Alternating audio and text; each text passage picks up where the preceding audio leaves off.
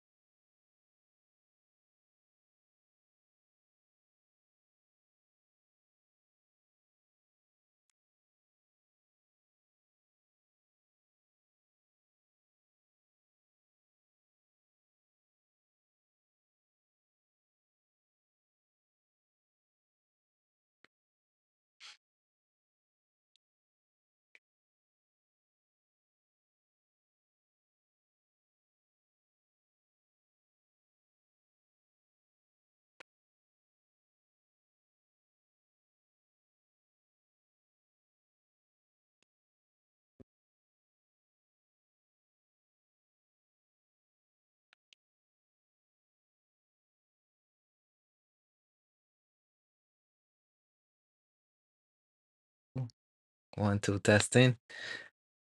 Not sure if anyone can hear me. I could at least see one person is in YouTube.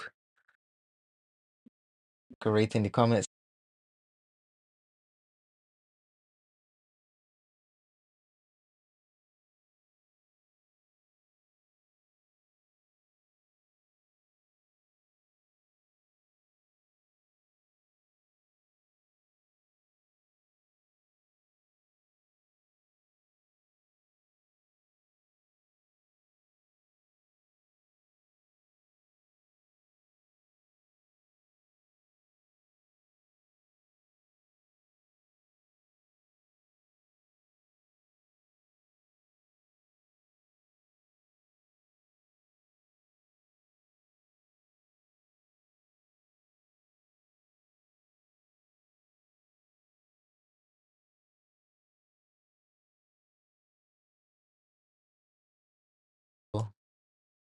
I can see that the audio is moving now. You can hear me? If you can hear me, just write into the chat. You can hear me. There's at least one person in here so far. Um, I'm having an issue with LinkedIn. It is not streaming for whatever reason, but I would have to look into that in detail later on. But as I mentioned before, this is just a, a stream to work out all the kinks. So in the future, I wouldn't have to deal with that sort of stuff. So without any further ado, let me just start.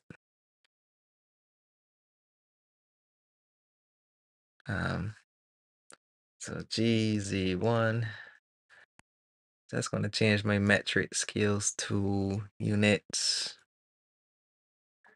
and I want length, I want centimeters. Um, I don't know the dimensions of the actual product itself, so what I'm gonna do is just guesstimate some stuff. So I'm gonna put it at 6 centimeters high. Hi, Creative Web. Thanks for the compliment. Nice that you're joining the stream. At least you could hear me, so that is working well. How are you doing? Um, Let me just change this to roughly around 2.5. Gotta dial in the sizes of these things later on, but let me just go to X-ray mode. Well, not X-ray, but wireframe, and then I'm gonna add a reference image. So I got these images from,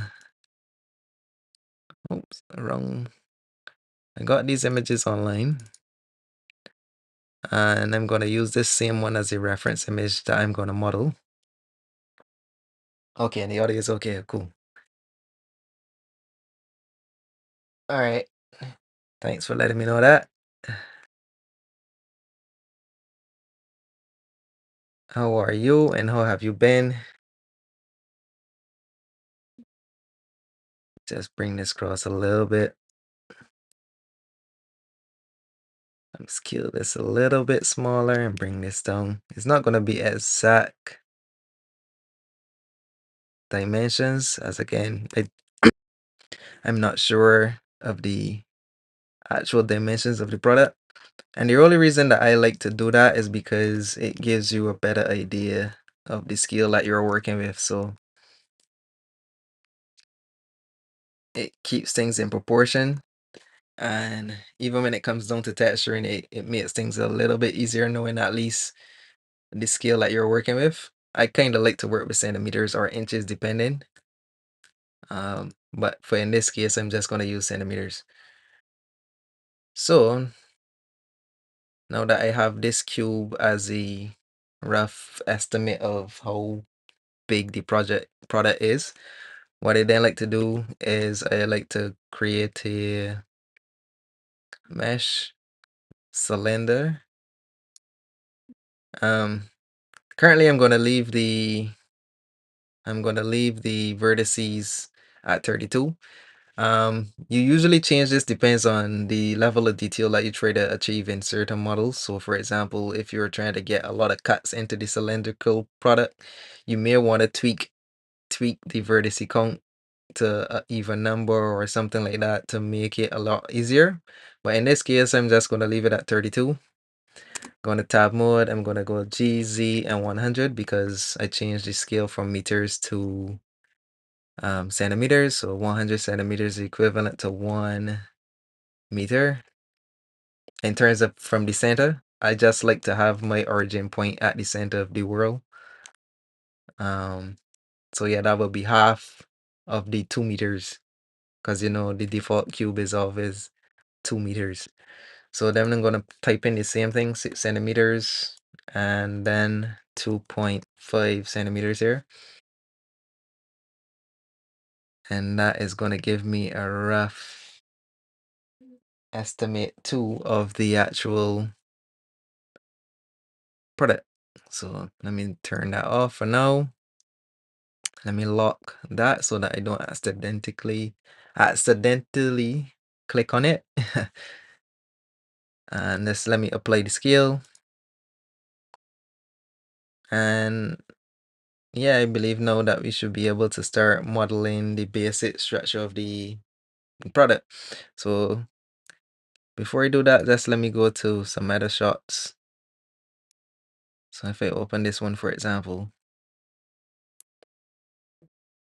you could see that the bottle itself has some concavity to it. There's a curve in the shape. There's also a little detail here. I may add that with a texture, I'm not sure. And there's some little fine details here that locks in the cap. So I'm gonna do that. This particular detail down here, I'm not gonna model that in because it looks like it's a bit defective. And there's always a push and pull when it comes to realism, because sometimes you work with clients and you try to model things based on the details that you see on the product, but sometimes the client requests that you don't actually model those things. So sometimes you may have a perfume bottle, for example, that has a, the straw in the middle, the tube in the middle to, when you spray it, it would suck the product out or the perfume out. But sometimes the client doesn't always want that shown in the product, so you don't have to model it. So in this case, I'm just going to take a creative decision by not adding this particular detail, but I may add the dots. And whether I model them or I use a displacement map or bump, it all depends on the level of detail that you're trying to achieve. So let me just unhide the cylinder again, and I go into edit mode. In this case, I'm just going to use vertex in the vertices, and I'm going to bring that down here, and then I'm going to inset. And being that I can't see what is underneath here, I'm just going to guesstimate. So I think the neck of the bottle might be around here. And then I'm going to extrude again, Z, and I'm just going to bring it to around here. Then I'm going to hit X and delete face. And now we have a basic structure of the actual product. So what I'm going to do next is I'm going to add some loop cuts and add about that many. And I just wanted to have as even of a squares, or not squares but polygons, as possible, just to fix any issues I may have in terms of UVs and stuff like that.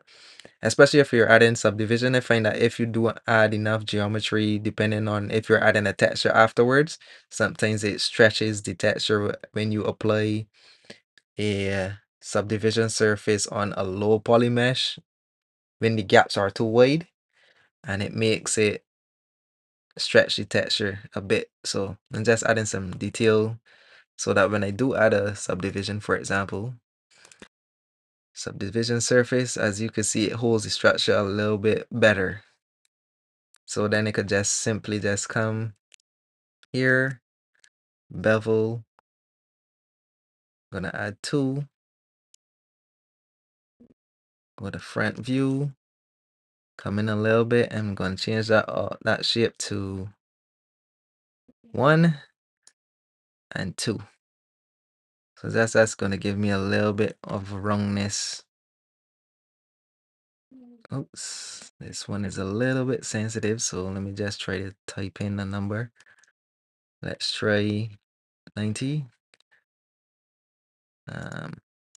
0.95, and I think that we should be good there. All right, so if I turn off that, this is what we were working with.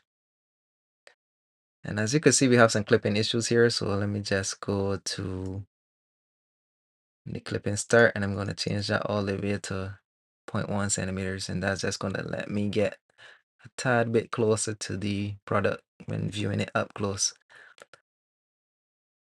All right, so I could do the same thing here by adding a bevel,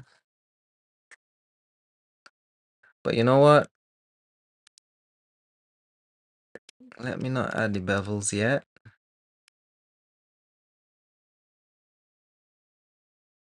And let me turn off this. And the reason I'm doing that is because I want to add a solidify. Let me just make sure that my items product itself is, the scale is at 1, even thickness. And let me just bring this out. I may need to hide this reference image for a bit, so that I could see what is going on. So 0.2. All right, I'm going to take this here to 0.006. All right, so that gives me some flexibility here, but obviously, as you could see from the product, if I bring it back, there's a thickness in the bottom. So what I'm going to do is just going to apply that subdivision, that solidify, sorry. So let's apply that. That way that when I come into here, I could just simply select two loops, or better if I use face selection.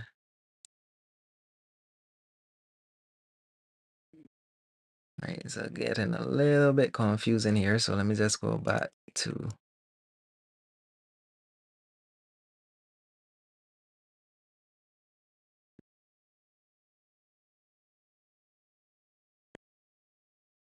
all right, so I select these two, and I'm just gonna bring them up a tad bit to the top.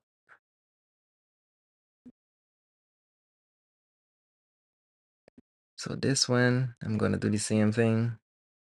I want the inside window. So let me turn this off again.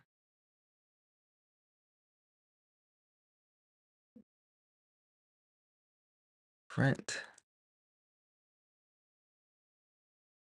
I'm just gonna GZ, bring this up a little bit. GZ. Now if I bring back this, and I go GZ again.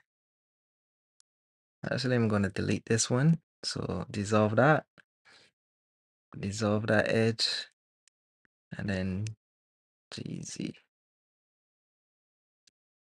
So that way, if you just go to solid view and it has some depth to the actual product. Let me just check to see if there are any comments. No. Okay. So let's continue. All right, so now I'm gonna add some supporting loops. And I think that that should be fine. I'm gonna do the same thing here. Control B bevel. And Control B bevel.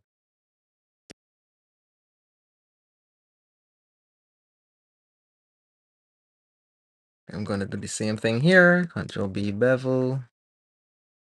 Then I'm gonna add at least two loop cuts here, not necessarily, but I'm gonna add bevel here and here, bevel. And then I'm gonna dissolve this one because this is already in the center. And now when I apply the subdivision surface of 2, but no, 2 is fine. And I turn that off and I right click and shave smooth. We have, if we bring back this, we have the basic shape. Oops, I'm missing some stuff here, so I'm gonna go into here and gonna add a bevel here as well. A bevel there, and select this inside part. If I turn that off, you're gonna better be able to see. So Control B. And as you can see, that sharpen up these corners here a little bit. All right. So I come back, bring back the shape. Now what we're gonna do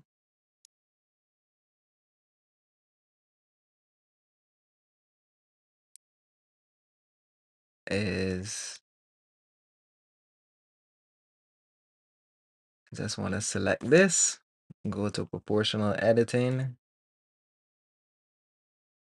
and where is it? Oh, here it is. And I just want to scale things a little bit, so I'm going to bring this down. Not too much.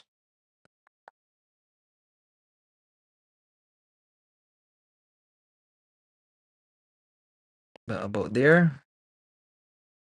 And again, if I turn this off and turn this back on, it's just going to give me a little bit of that concave shape to the product.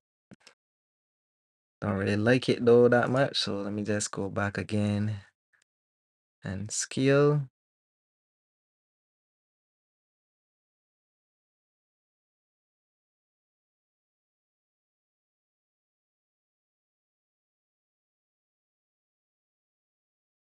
I think there it was fine. Kind of nitpicking, but it is what it is.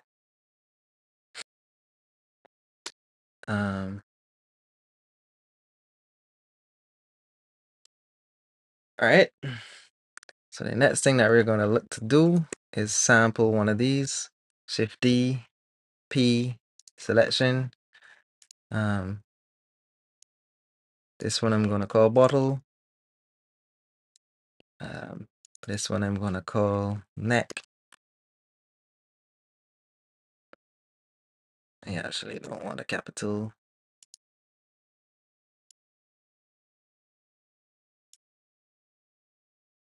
So let me put this.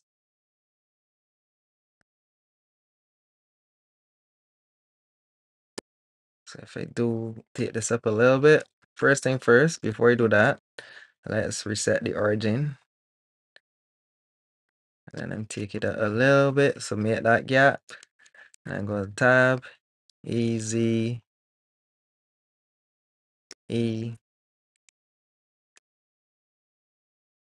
Oh, turn off proportional editing. Right now, I just want to turn off that and turn on this and that so that I could see where I'm going. And obviously, there's some perspective going on with the actual. There's some perspective that is going on with the actual product itself. So I'm going to just estimate around here.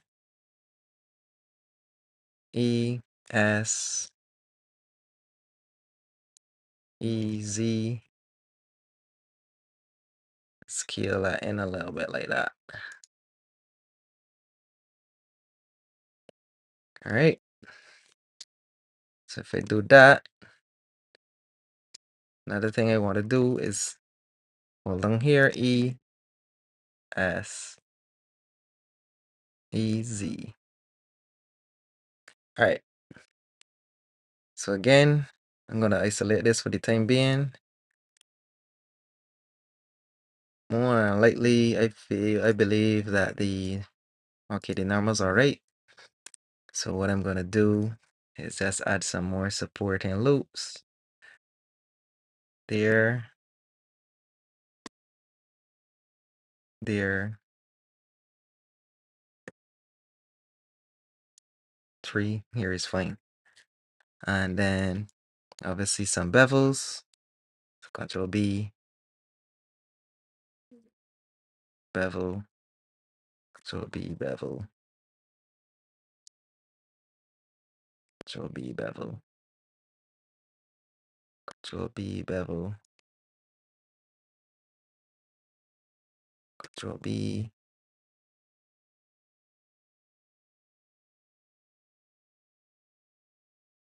All right. So if I go to CF Smooth, have this front. ES.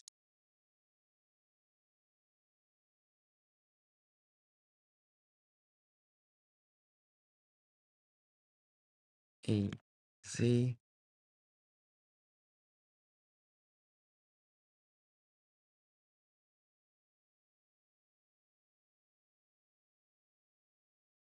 All right. So again,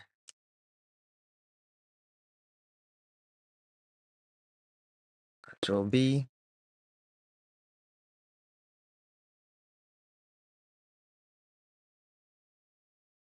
Dissolve.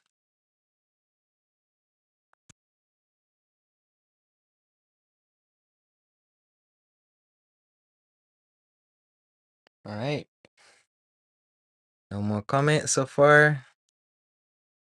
All right. So if you look at the actual product itself, if you go back to this, you could see that there's a shape to this. So what we're going to do again is use proportional editing to edit that. And we're going to bring that down a little bit.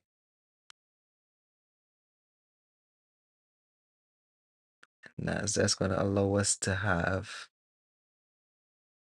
that shape.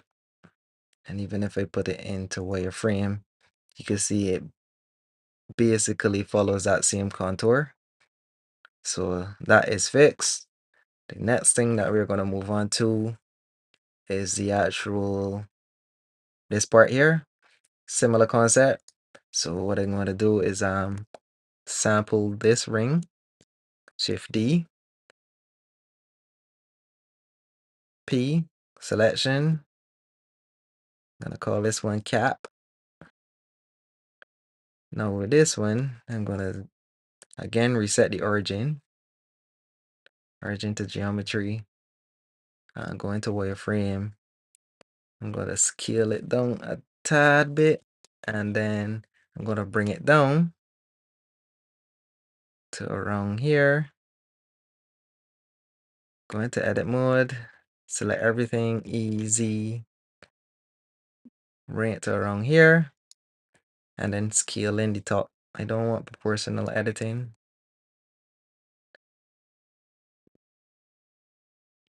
Like that, and then I'm going to take the shear tool and shear the head, the top to fit.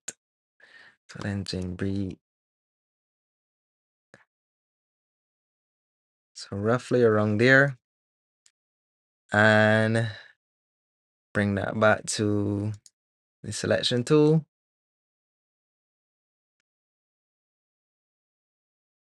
So if I hide the neck, the bottle, to just focus on this for a bit, what I'm going to do now is one, check to see if the normals are flipped, and I believe that there might be.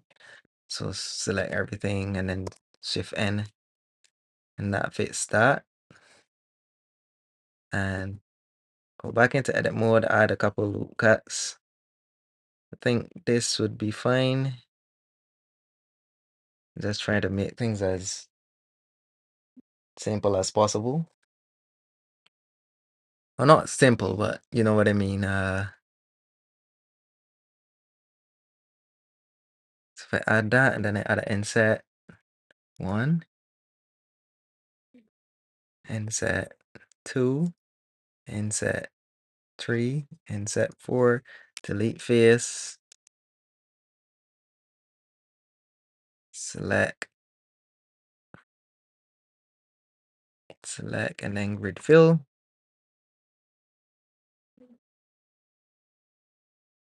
But look at this. Command grid fill.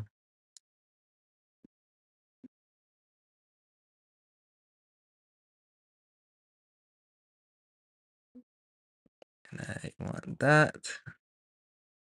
Simple. That's going to get rid of some stretching in the future. So now we have this shape.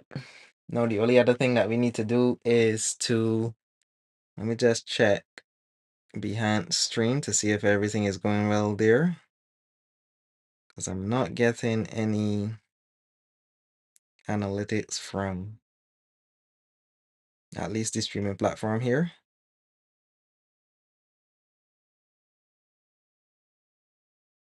Right, so there's no comments or anything like that.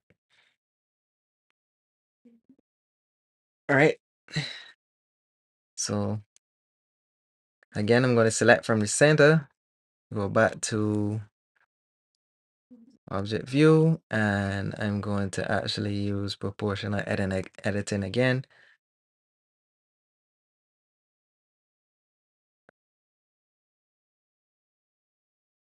To basically round out this shape. So if I do that,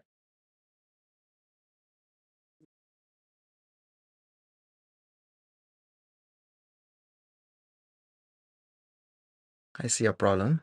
So what I'm gonna do, I'm gonna turn this off, go to top view,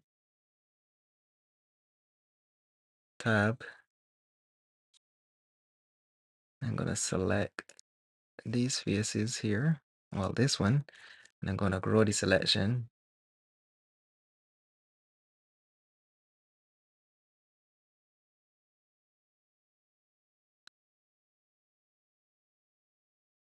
I'm gonna delete that for the time being and just come back and face front view, bring back, tab, select around the center, again, X-ray mode,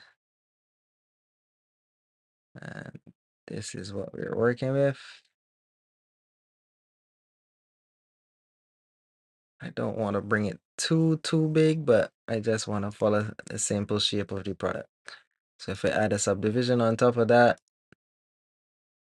and I hide this again, actually, let me just move this. Move to ref image. That way I could just simply hide it if I want to, turn it off. And let's go to the front. And now we have a basic shape of the cap as well. So that being said, I could do a couple things here. Now that I'm looking to, add some more detail. First thing first, let me shift D to delete, move, backups, create. Let me just check something else here again.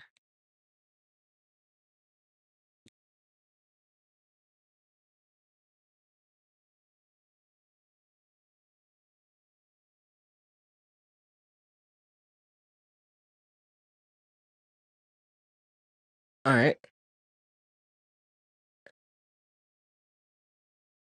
I think this is roughly, well, no, let me just come down. So roughly this is where the spoke is going to be. Front. I'm going to choose this one because these two, because they're closer to the top. And what I'm going to do is I'm going to insert one, turn off. I don't want this one. I want this one. Right, so I'm going to insert this one.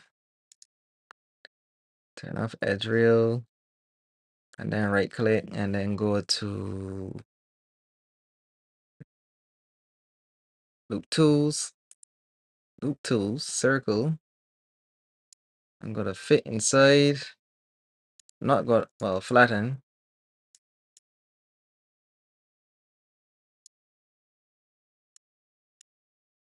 Gotta leave the radius a little bit.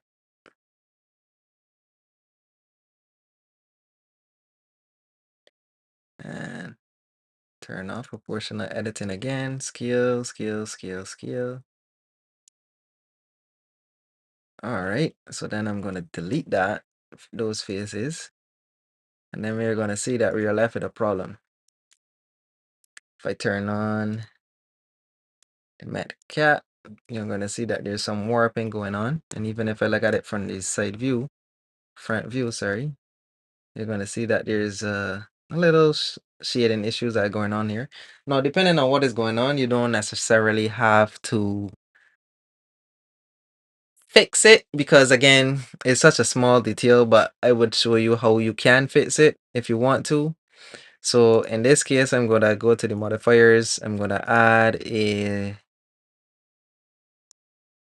shrink wrap modifier, and I'm gonna use this one as the shrink 2. So as you can see, if I turn this off, it's gonna add some more shading issue errors to, it's gonna fix the shading errors that you had before.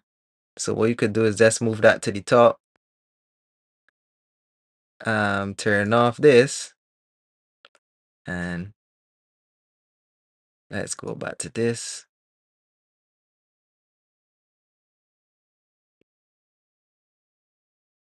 All right, so if we add this, you see you have some issues that are fixed.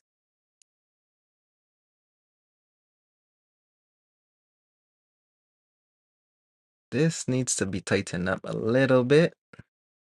So if I do Control B and I bevel that,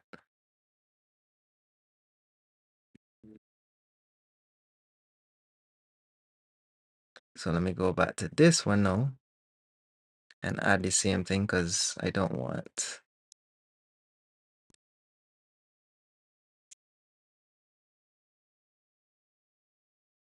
All right, now I could turn that off, turn this back on, front.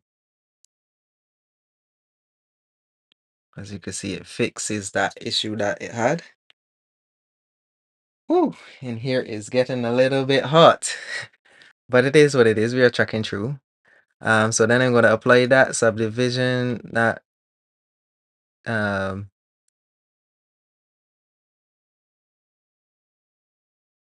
this one. So if I apply that, you know what? I'm just going to apply you and then apply. Before I do that, I want to add some details.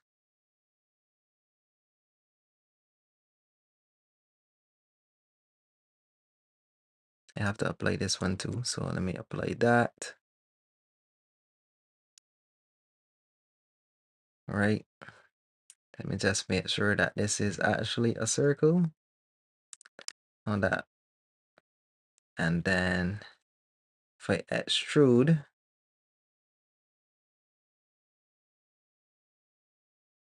and let me just bring back the reference image.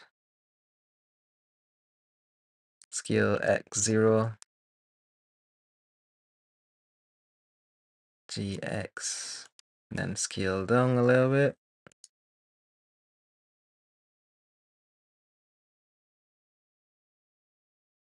And then right click, circle, scale, no, ES to scale. Just gonna add that and then ES scale backwards. Add a couple of loop cuts. Obviously,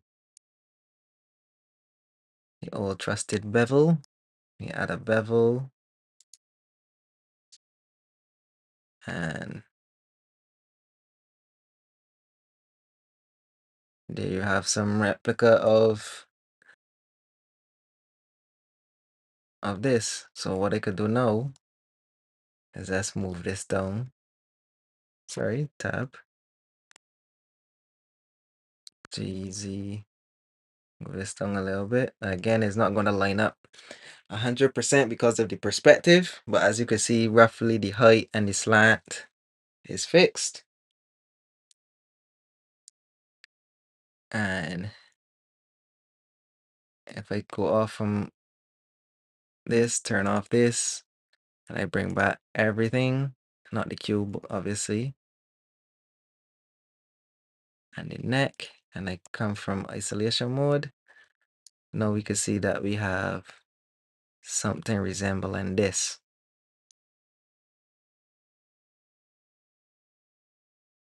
Right? And if we go to the other view,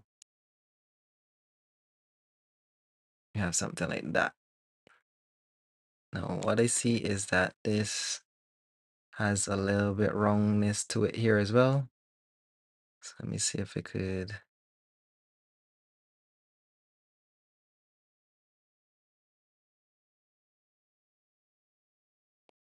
just a tad bit.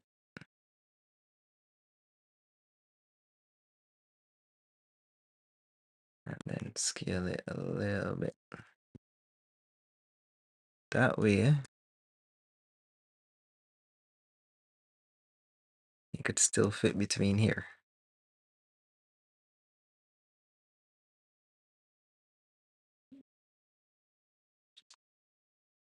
All right, that's looking good. Now I can get rid of this pinching issue that we have here.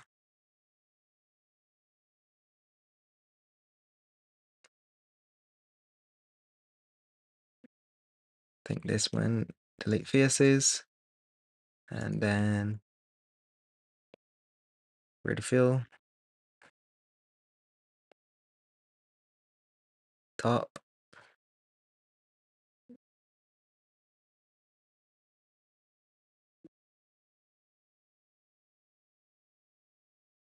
Uh, I want to go back this way. That looks wrong.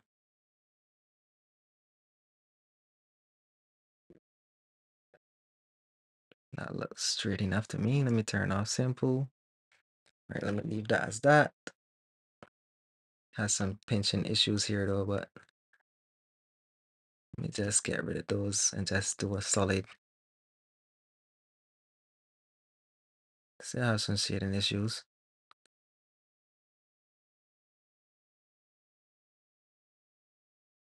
Let me crawl out a little bit further.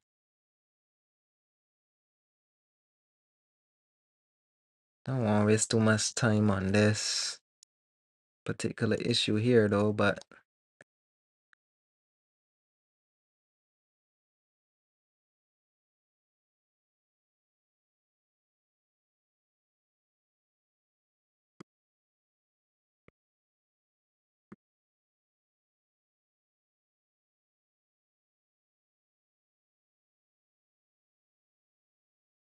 it's not as bad.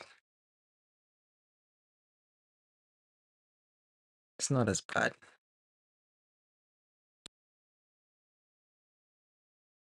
All right, so I could add one more level of subdivision, but I think I don't want to do that.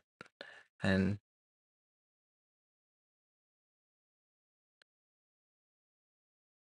it would tighten up a lot of those issues. Again, depends on how close you want to take the product and the shading.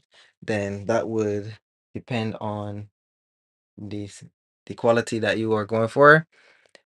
I don't think no one is going to be looking right here at this point in time to look at those sort of details. So I'm just going to turn off that subdivision. All right. So we need to do some bringing down here a little bit. So let's do that. All right, let's add the cap. Obviously, we have to look at this one.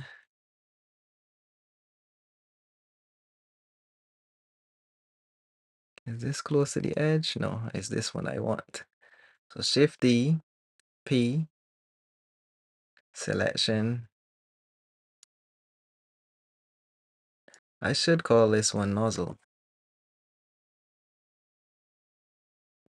And then this one I should call cap.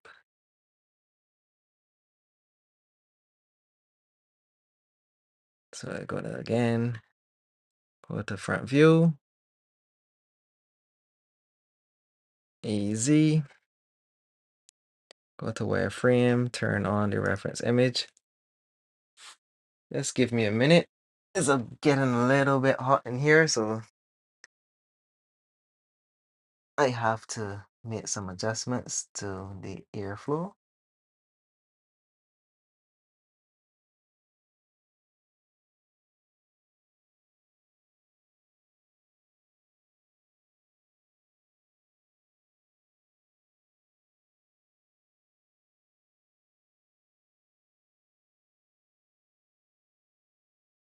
All right, I'm back. I may have to start streaming a little bit earlier just to get rid of some of the heat that is going on, but that is how it is. So So I'm going to scale this again down a little bit. So scale, scale, scale. Well, actually scale. Oh, no, I want. Well, actually, I'm not going to do that yet. I'm going to face. Again. Let's see if the faces are facing the right direction. So Tab, A, Shift N. Turn that off.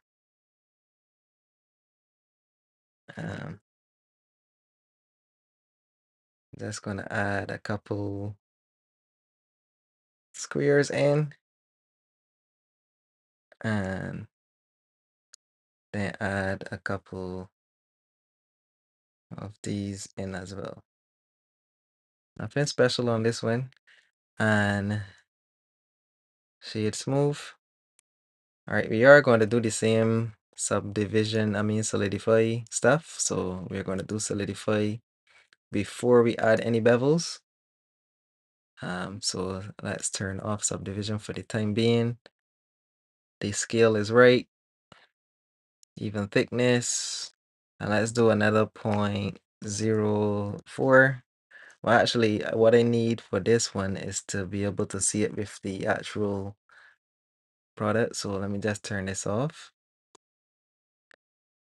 And I want to go to point 0.8 now.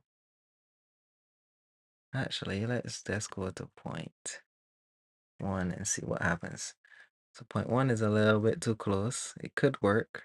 Well, I'm going to leave it as that. Because this looks actually a little bit thick if you look at the top. So I'm going to leave it like that for now. And let's see if I get a better shape with complex. All right. That seems to be good. Let me just apply that. And again, I'm going to select these top edges. And I'm going to use proportional editing and a linear.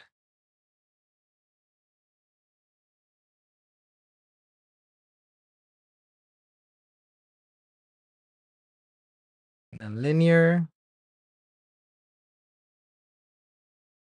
fashion to just add some concave. So if I draw straight down, you could see it has that shape to it.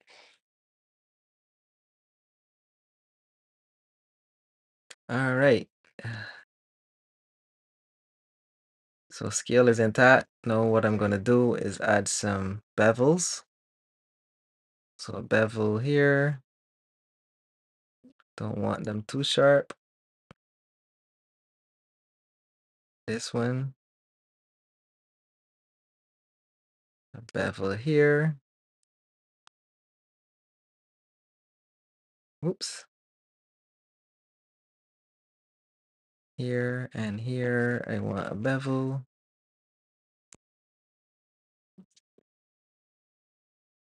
Delete this one. Oops, turn off proportional editing. Scale.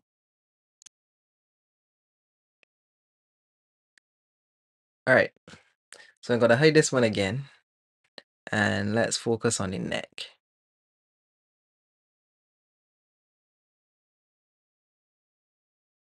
Let's focus on the neck for a minute because there's a detail that if I open here, I think it is this one. There's a little detail here. So with this one, I'm going to apply these two. Well, before I do that, if I go back to the reference image might be able to allow me to see them. So let me just change this matte cap back to that and go back here. I'm going to hide neck, cap, and body. And let me just turn off the neck for a bit.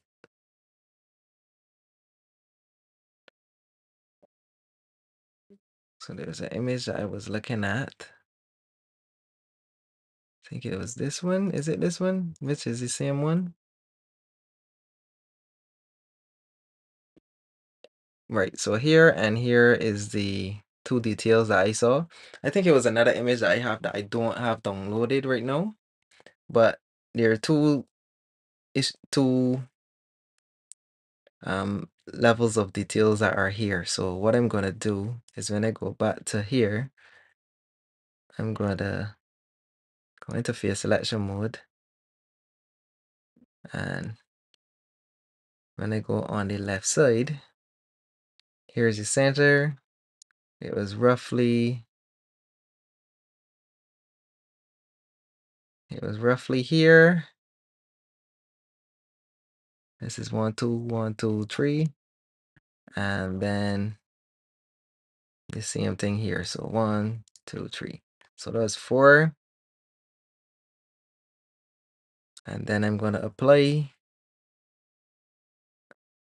this first off. Shift D in case we make a mistake, move the backups, and then come back here, and then we're going to apply this,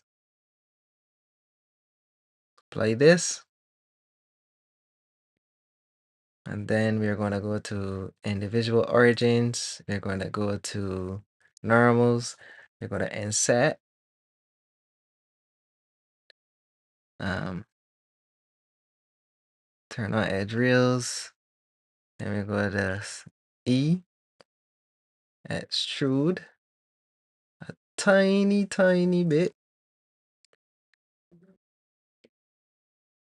Then we're going to scale on the X a little bit. And I think if we scale,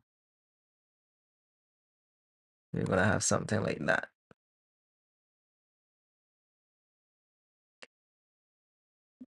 Now, if we add one more level of subdivision on top of this, not geometry nodes, one more level of subdivision, now we have that little detail.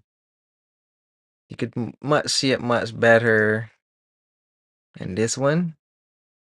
It's a bit longer and flatter, but you get the basic idea. And the reason I add subdivision first before I add that detail is because the more geometry you have for smaller details, the better it would be. So obviously you could make this a little bit smaller. I'm going to leave it like this here for now and call that a day. So I go back to front view. We have these little details here. If I turn back on this and then I bring back on the cap, you could actually move this cube out so I don't confuse myself. So now we have basically the shape of the product. And if I go back to cap, we want to do one little thing because I did notice that on the product here, there's a little rib that applies to this part here as well. That is the part that actually stops the product from actually, the cap from flying off. No, you don't need to do all of this in detail, but it depends on the client that you're working with. Now, if they want everything to look like 100% like the product, then you're going to take more time with the detail. So with this one, I'm just showing you exactly how I would do things in that aspect. So you would know at least how well, what I think about when I'm doing or modeling certain things. I'm no expert modeler by the way, but you know, you always want to bear in mind the things that the clients would want. So if I go back here, I placed it here. Now I'm going to bevel it. I only want 2 bevels. Oops, too big. I want something like that. I'm going to insert it again a tad bit smaller like that. And then I'm going to Alt S to scale that out a bit. And that should allow me, if I could see, right. Not sure if how it's going to come across on YouTube, but here is the little ridge. You could see the little ridge here, and the lines right here are what I'm looking at. So I'm going to Alt S, and that should allow me to have, if I look, turn off that, you could see that there's now a little ridge in here. So when you try to remove the top of the cap, it's actually going to give you some resistance before it flies off or comes off. Sorry, my accent is coming through. My dialect, sorry.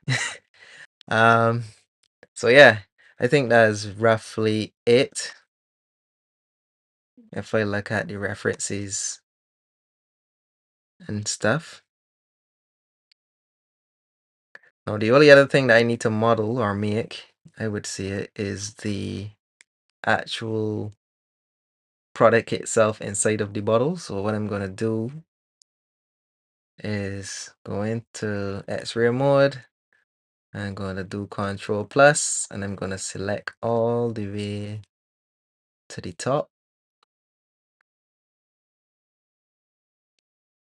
Shift D, P, selection, and then I'm going to rename that to product or cream. You know what I'm gonna name it? Photo ready. Photo ready. All right. So let's isolate this.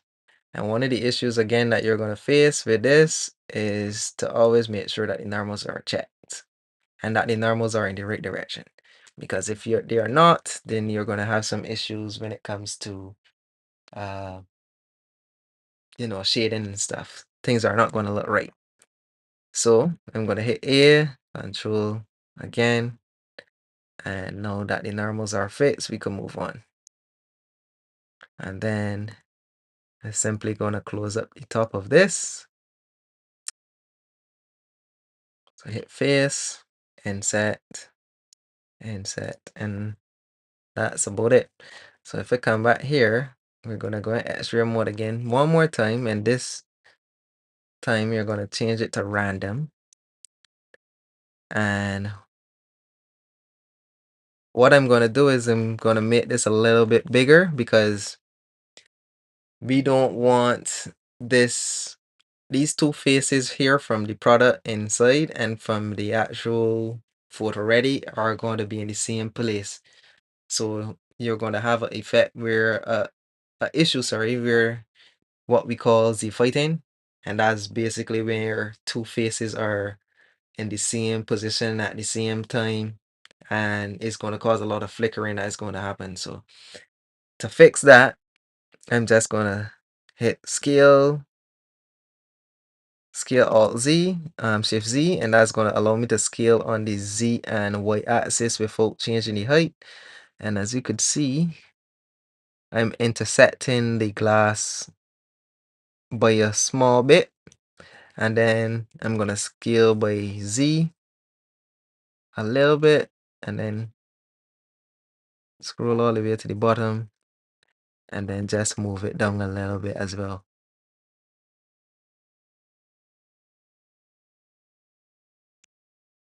All right, so front. All right, cool. All right, so let me just apply scale to that and do something that is very important, and that is save, because I have not done it yet. So if I save, test, no, I'm gonna call this photo ready.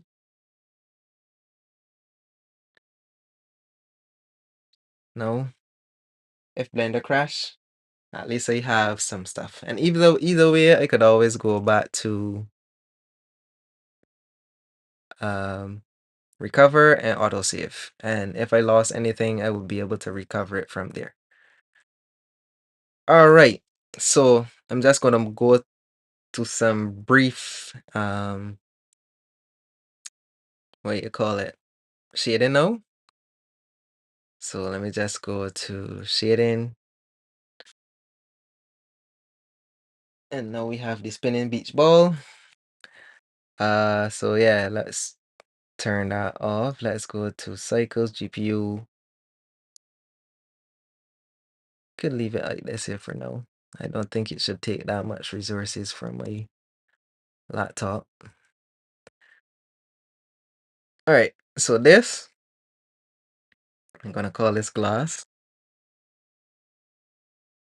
And actually, you know what? I want to see it in cycles. My laptop probably might be screaming, but hey, it is what it is. I want to be able to see exactly what I'm doing. So I'm gonna go to a glass BSDF. Just solo that for now. That's basically it. There's no color to this, so it's just gonna leave it like that. And I'm just gonna add a bump node and go to height into a noise, and then Control T and add that to generated. I mean to object, sorry. And now we have this. So why am I doing this? Well, the way how glass is made, it has a lot of small bumps, small scale bumps on it. So what I like to do is just try to replicate that as much as I can. So I do that by increasing the roughness and the detail almost to the point where, oops, I have to do the same thing here. So if you look here, we could see some roughness going on. Now, obviously this is too rough. So I'm going to take down the strength to a very small number. And as you could see, you get a lot of those small details that you would get when you look at glass up close. I don't want it that strong though, so I may even go to a 0.4. And what that does, it breaks up the reflection. So if you look, the reflections here are very sharp from the HDRI. And if you plug that in, the reflections are not that sharp. And that is a characteristic of how glass acts. Glass is never 100% smooth. There's always some imperfections to it. So I like to add some details to the glass like that. So that being said, I think that the glass here is fine. If I click here, I'm on the photo already. So let me just try to open this and then use the principal BSDF. Now this looks like a peach color. I'm just going to sample a color. It may not be the exact thing, but it is what it is. Let's look at it. I'm going to remove the roughness. I'm going to add some saturation. And I think that should be it for bring back here. Then we have that. Now for the cap, simple. I'm going to add a black, but not too black. It's a bit glossy. And I'm just going to reframe. Frame selected. Right. So it's a black. It is a black. What I'm going to do is I'm going to sample these, copy, and do the same thing here.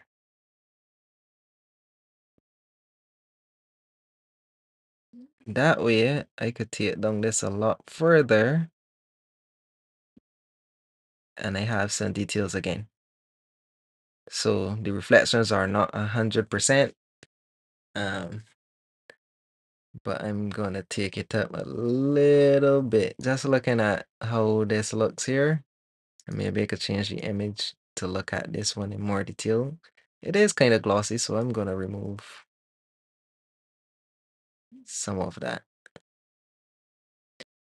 And I'm gonna call this black just because for this, well, not for the cap. And this, I'm gonna apply that material. And we are starting to get somewhere. So for the cap, it's gonna be a little bit similar to the glass, but not quite. So let me just do this, and I'm gonna call this one cap. But look at this one. You look at this, it's a little bit on the grayscale. So I'm gonna try to see if I add a volume to it, if that would help. So volume absorption. I'm gonna add some gray.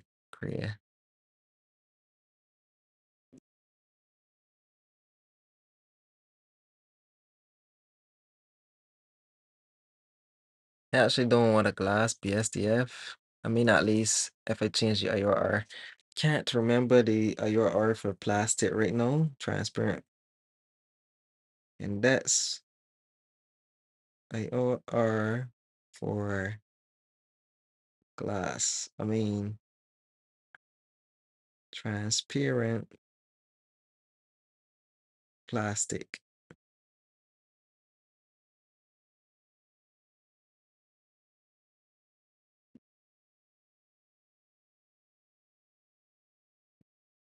So 1.46. So 1.46 is what I found online. And that's going to give me roughly this kind of result here. I'm going to take this instead of 600. I'm going to make this a wrong number. Probably put it at 800. And call that a day. Let's try a different HDRI and see how it looks. So not bad. If anything though, let's frame it again. Frame selected. Oops. If anything, I may reduce or increase the number a little bit closer to make those details a little bit smaller. Put that to 13. You know, and that should be it. That's a quick question. Are you all still hearing me in the stream? Just let me know. Creative Web, are you still here or are you no longer with us? All right. So I think that's it. No. Let me save that again. So I'm just thinking. The next thing that we have to do. I heard something just now. The next thing we have to do. Sorry. Is to create this. Right? And I'm not going to use their logo. I'm going to use mine. That way I think things will be better. But yeah, I'm going to use mine's instead. So what I'm going to do, I'm going to go to the front view. I'm going to remove this. I'm going to tab. And I'm going to highlight roughly this area right here. And let me just go into X-ray mode just to make sure that that is the area that I want. And I'm going to use front view. I'm going to use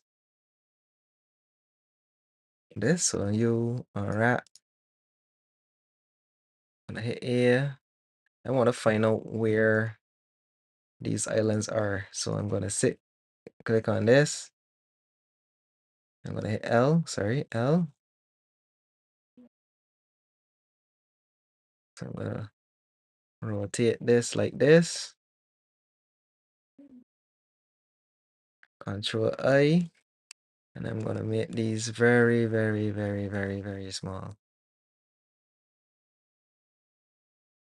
Very, very, very small.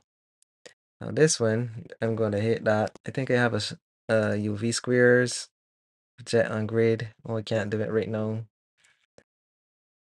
And that's gonna straighten up things a little bit for me. And then what I like to do is constrain bounds, and I put it right in the corner. And then I scale it down a little bit.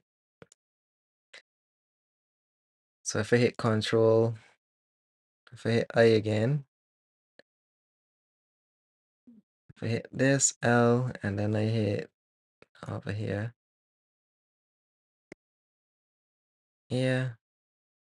If I do this again and I hit L, and then I hit Control I to invert it, I like to take these, move these on this part here, and again, just to make sure that the UVs are facing in the right direction, I will select that, and then what I do, export UVs, create a folder called UVs,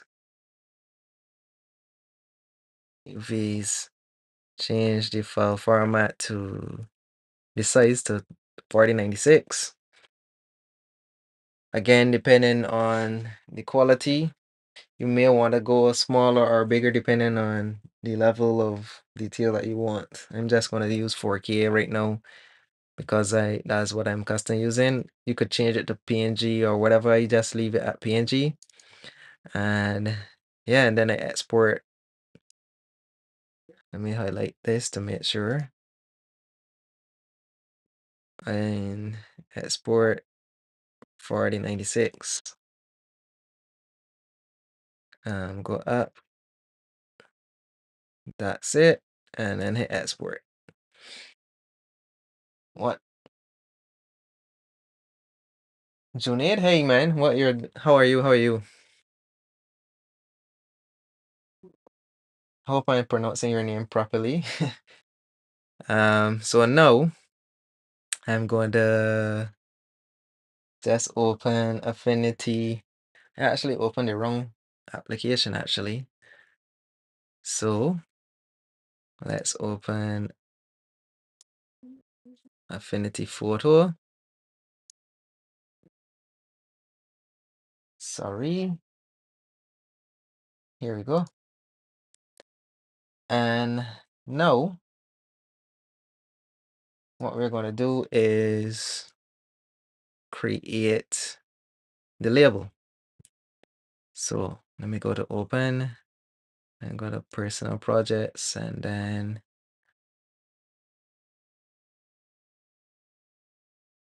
all right, so we have that. First thing I like to do is to go here, switch it to black, drop it underneath. And then the next thing I like to do is to take another rectangle and roughly make it the same aspect of this. And then remove that, remove that, remove that. The reason I like to put another rectangle is just so that I could find a center point. I'm doing fine as well. It's just a little bit hot at the moment. So yeah, other than that, I'm fine. Where are you from? Where are you from? Um, right. So I just like to have a center point, as you can see here now. If I turn this off, I don't really have a center point. Well, if I click off of the canvas, it's still referencing this though. But anyways, you get what I mean. So I am gonna use again, if I load or place a reference image. Um, This is kind of small, so I'm going to use this one here or this, one of the two. I'm actually going to use this. Let's place that right here. Oops.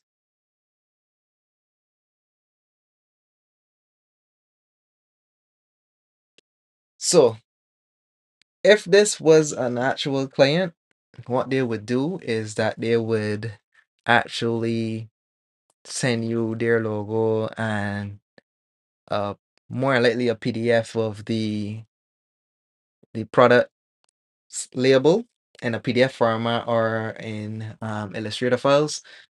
In this case, since we are doing it as a hypothetical, we are just going to create it from scratch. So what you could do, you could find the logo online or you could create it from scratch yourself.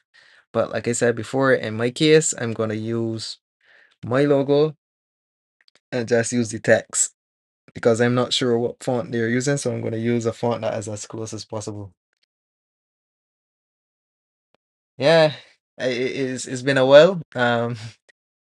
It has been a while. I've been doing some renders and stuff behind the scenes, but you know, sometimes finding the time in to actually make a live stream or do videos is a bit difficult.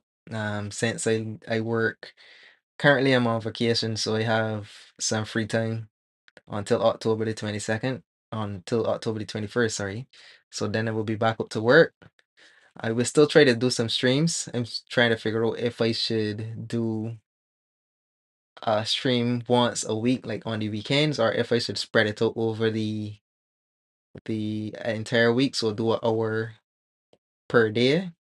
Not sure how it's gonna work out yet, but I'm still thinking about it. And nice, you're from India. How is the weather there? I'm from Barbados, by the way. It's kind of hot. It's really, really hot currently, but I'm making it through. All right, so let's go. Let's me look for my logo. So where is it? Right here. Gotta open it. Open. Copy that. Gotta paste it here.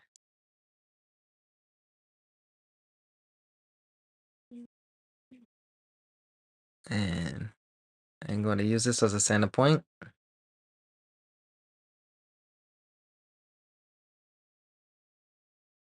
All right, we'll tweak those later. All right, so then I'm going to use name. I still haven't standardized a font for my business name yet. So that is something I'm working on. I think font base.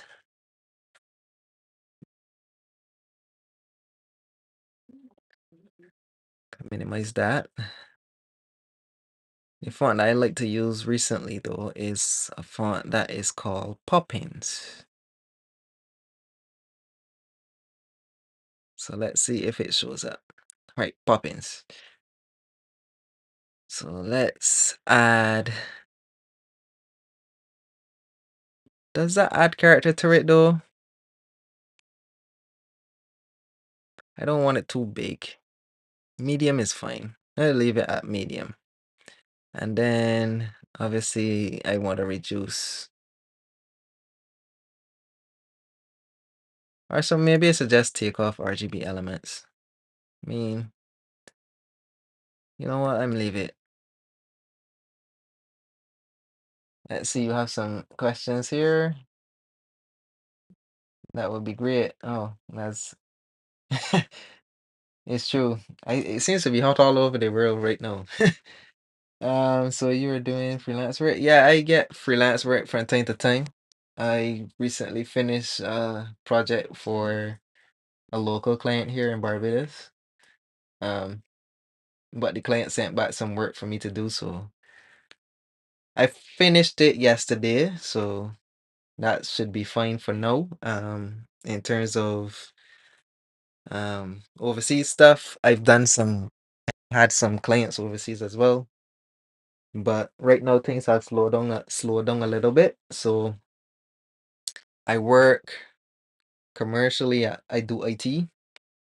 Um, but 3D is just something that I learned on my own, and I'm trying to make a business out of it.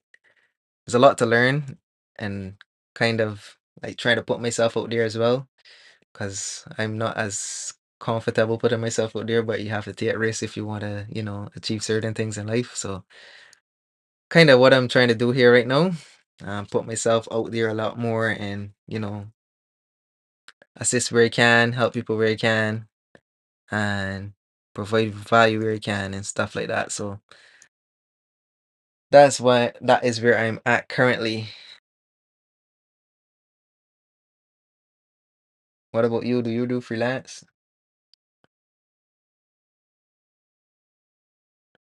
I see there are three people. There's no one on Behance watching. So let me just double check to make sure that there's no comments there that I missed. Nope.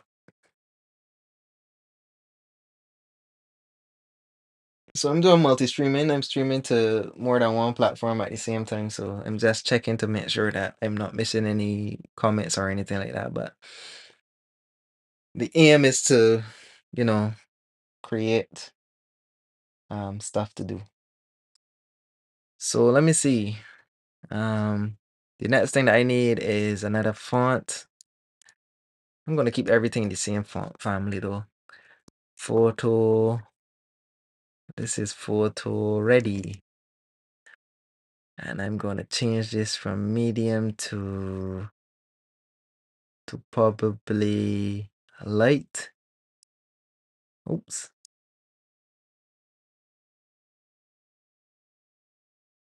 From medium to light.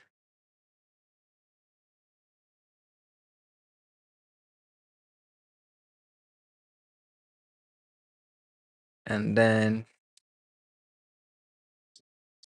do this again. Your brush.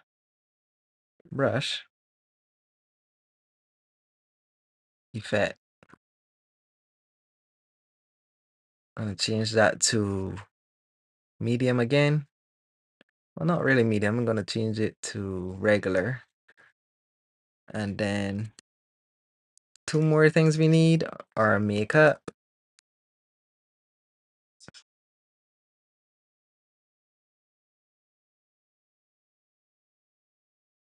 This is gonna be another thin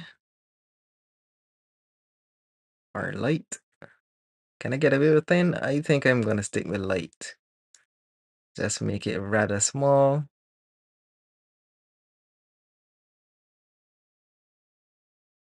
And then one more thing is SPF 20.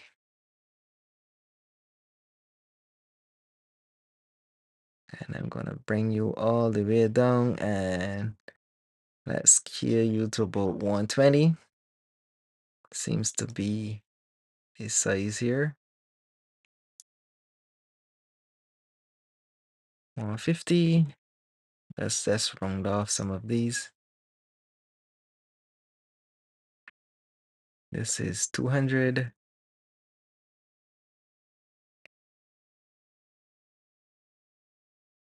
200 again.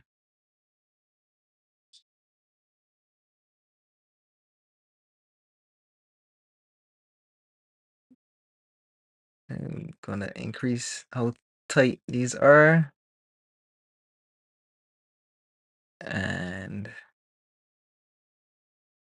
go from there. So what I'm gonna do, I'm gonna put you outside. I'm gonna turn off you.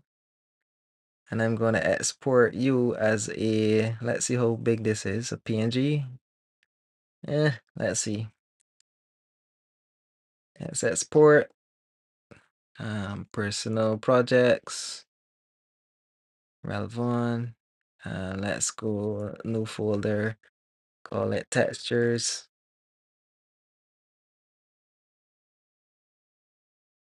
And that should be there. So when I launch Blender again,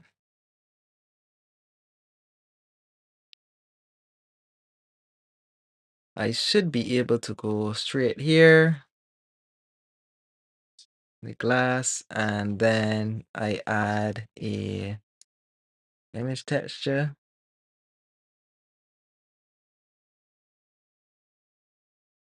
I want a mix shader, and then I want a principal BSTF.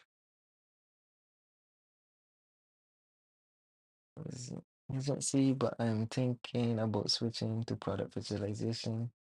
Starting freelancers, can you tell me how you can? How do you always?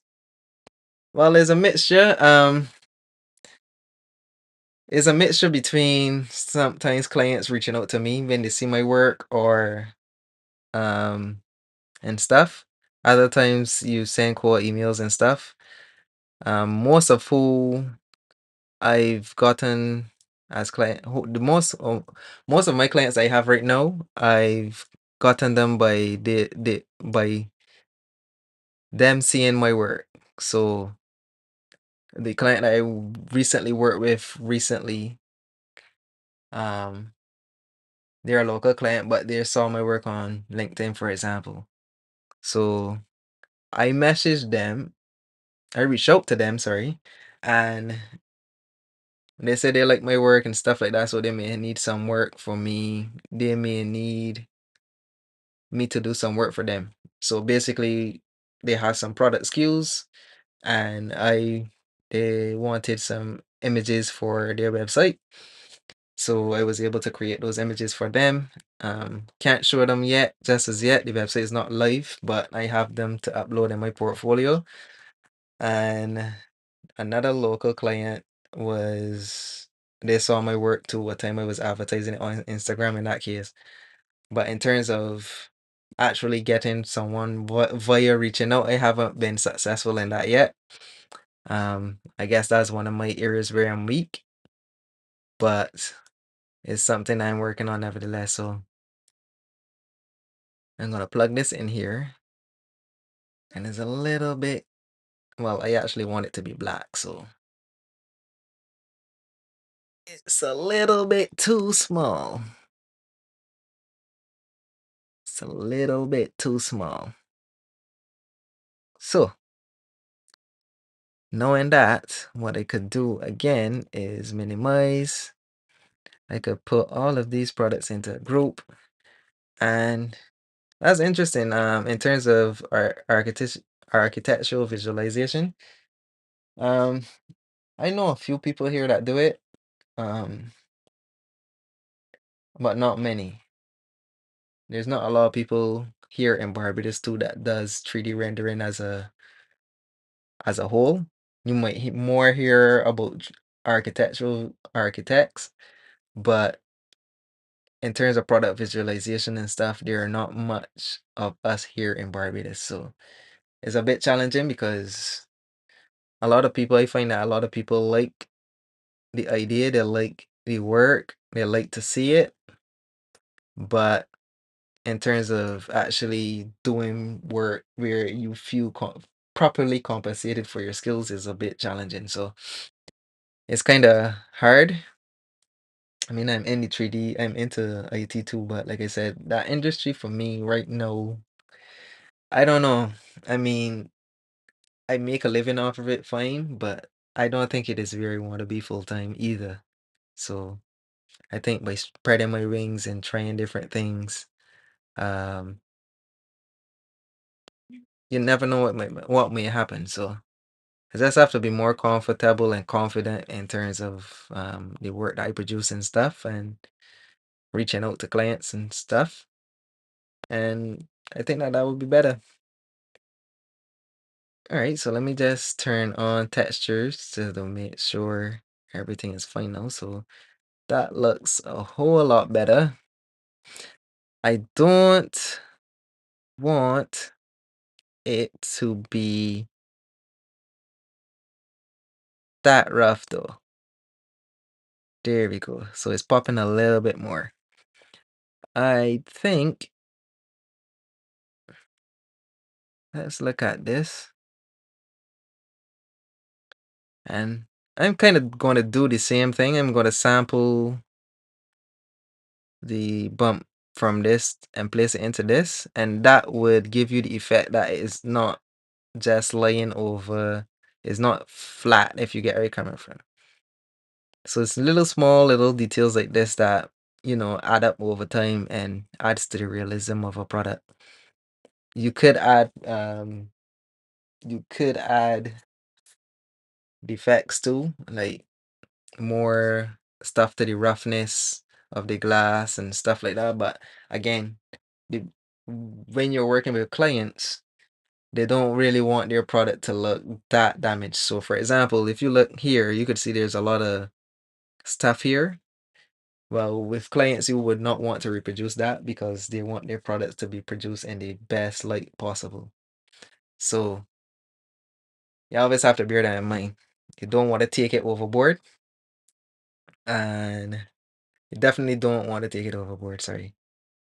So I think if I look back here, well, this is a different product altogether based on, let me just turn that off, based on this. So I'm going on this one, and you know what?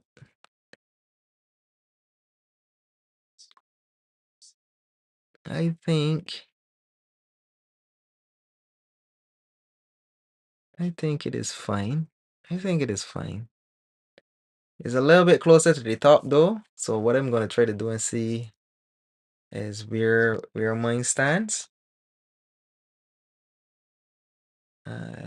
Come back, turn back on the UVs and try to push it a little bit closer to the top. Not quite all the way there, but yeah, that should look a lot better now. So if I export, oops, wrong layer.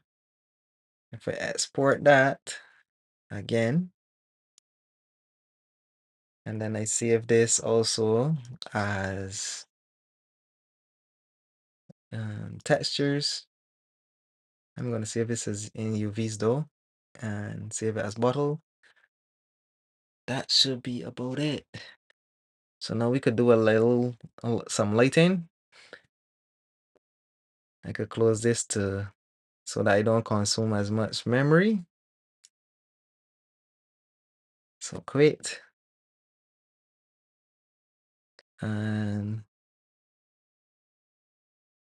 if I go here and I reset that, you're gonna get that.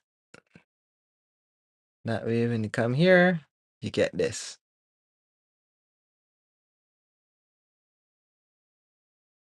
All right. So that looks good. Wrongness here, and as you could see, we look through and you could see some little things as well. So okay, so LinkedIn would be the right choice to start for cold outreach. Yeah, LinkedIn is good because you get to connect with different people from different backgrounds and stuff. So as long as you post a lot of your work there and you see stuff and persons can see stuff, then see your work, then you stand a better chance. No, it's not just posting. I am a victim of that. I just post my work sometimes, and sometimes I get lucky. So I spread my work out on different platforms. So for example, Behance, Pinterest, sometimes I post my work there. And I find that I get a lot of engagement on Pinterest, but I've yet to have someone reach out to me or click on one of my links to schedule a call. Um, LinkedIn so far has been kind of my hotspot. I kind of I'm skeptical when it comes to Instagram outreaches just based on the types of people that reach out to you sometimes. So you could get people on Instagram as well, but for me personally, I've gotten most of my queries and quote unquote business from LinkedIn. Um, you could do cold outreach too via email. So you could find the persons, go on LinkedIn, find the persons that you want, see what organizations they work for, click on the website, um, or just DM when they connect to you, DM the person directly. No, I'm not the best with cold outreach emails. I suck at that, so I'm still learning on that process. So it's not a lot of advice I could give you on that front yet in terms of like what to say and how to structure the emails and stuff. There's content online with it, but like I said before, as I mentioned, I'm not really that comfortable with it as yet. So I don't want to suggest anything and then I myself can't produce. If you get where I'm coming from, if you understand where I'm coming from, sorry. So, but yeah, LinkedIn to me, you have a lot more uh quality leads over there because it's a business platform. So people see it, people see your work, and whether it's creatives ourselves or is a business person that sees your work and they might be interested in getting something done. So good start there. That's a good start. And just reach out to people. Again, you could find them on Instagram, but um my strike rate hasn't been that great on Instagram. And Pinterest, like I said, I get a lot of engagement. Like there's a lot of engagement in terms of people saving my work or clicking on a link or, you know, seeing the amount of views or persons that click on the particular product or render or post, sorry. But in terms of that converting into actual warm leads that would actually want stuff done, I haven't received it yet. So I'm still playing around with Pinterest. It seems promising though because it just matters how you structure things. Right now I have the links to go to my Instagram, which might not be the best idea. So I created a Linktree recently, which has a lot more information on how persons could find like my emails or my Instagram page. It has it all in one link. So when they click on that, they could actually see at the top, book a call with me. If they want to email me directly, if they want to see my personal page or my business page or my YouTube or Behance portfolio, it has all of that listed in it. So it's a lot more information with just one link rather than just hoping that they click on my Instagram page and seeing the word and then trying to reach out to me. So I'm trying to see how easy I could make it for potential clients to, you know, contact contact me. SPF control, and then I'm gonna shift click and drag these all into here. I'm gonna put you into backups. No, gonna call this SPF. Well, I'm just gonna call this one photo reel. Photo ready. All right, so now we're getting to the point where we could actually do a little scene. I'm not gonna do anything too extravagant. I'm gonna keep it basic, just as the image that we had before. So if I split here and then I change this to image editor, where is the image editor? Right, image editor, and I open the reference images. Even if I get a little shot like this, there's a couple of ways you could do this. You could actually duplicate the product, or you could just render it as PNG and do it. But I'm just going to do it with one product for now, just to keep it simple. Or I might even place it on a ledge. I think that one might be a little bit more fun to do. Why is this not? Oh, always make sure that you look at your settings to make sure why things are not working the way that they should be. I don't want the noise. I'm gonna change this to 2048 for now. 2048. Oops, that's way too big. 2048. I'm gonna change this to 85 millimeters for the camera.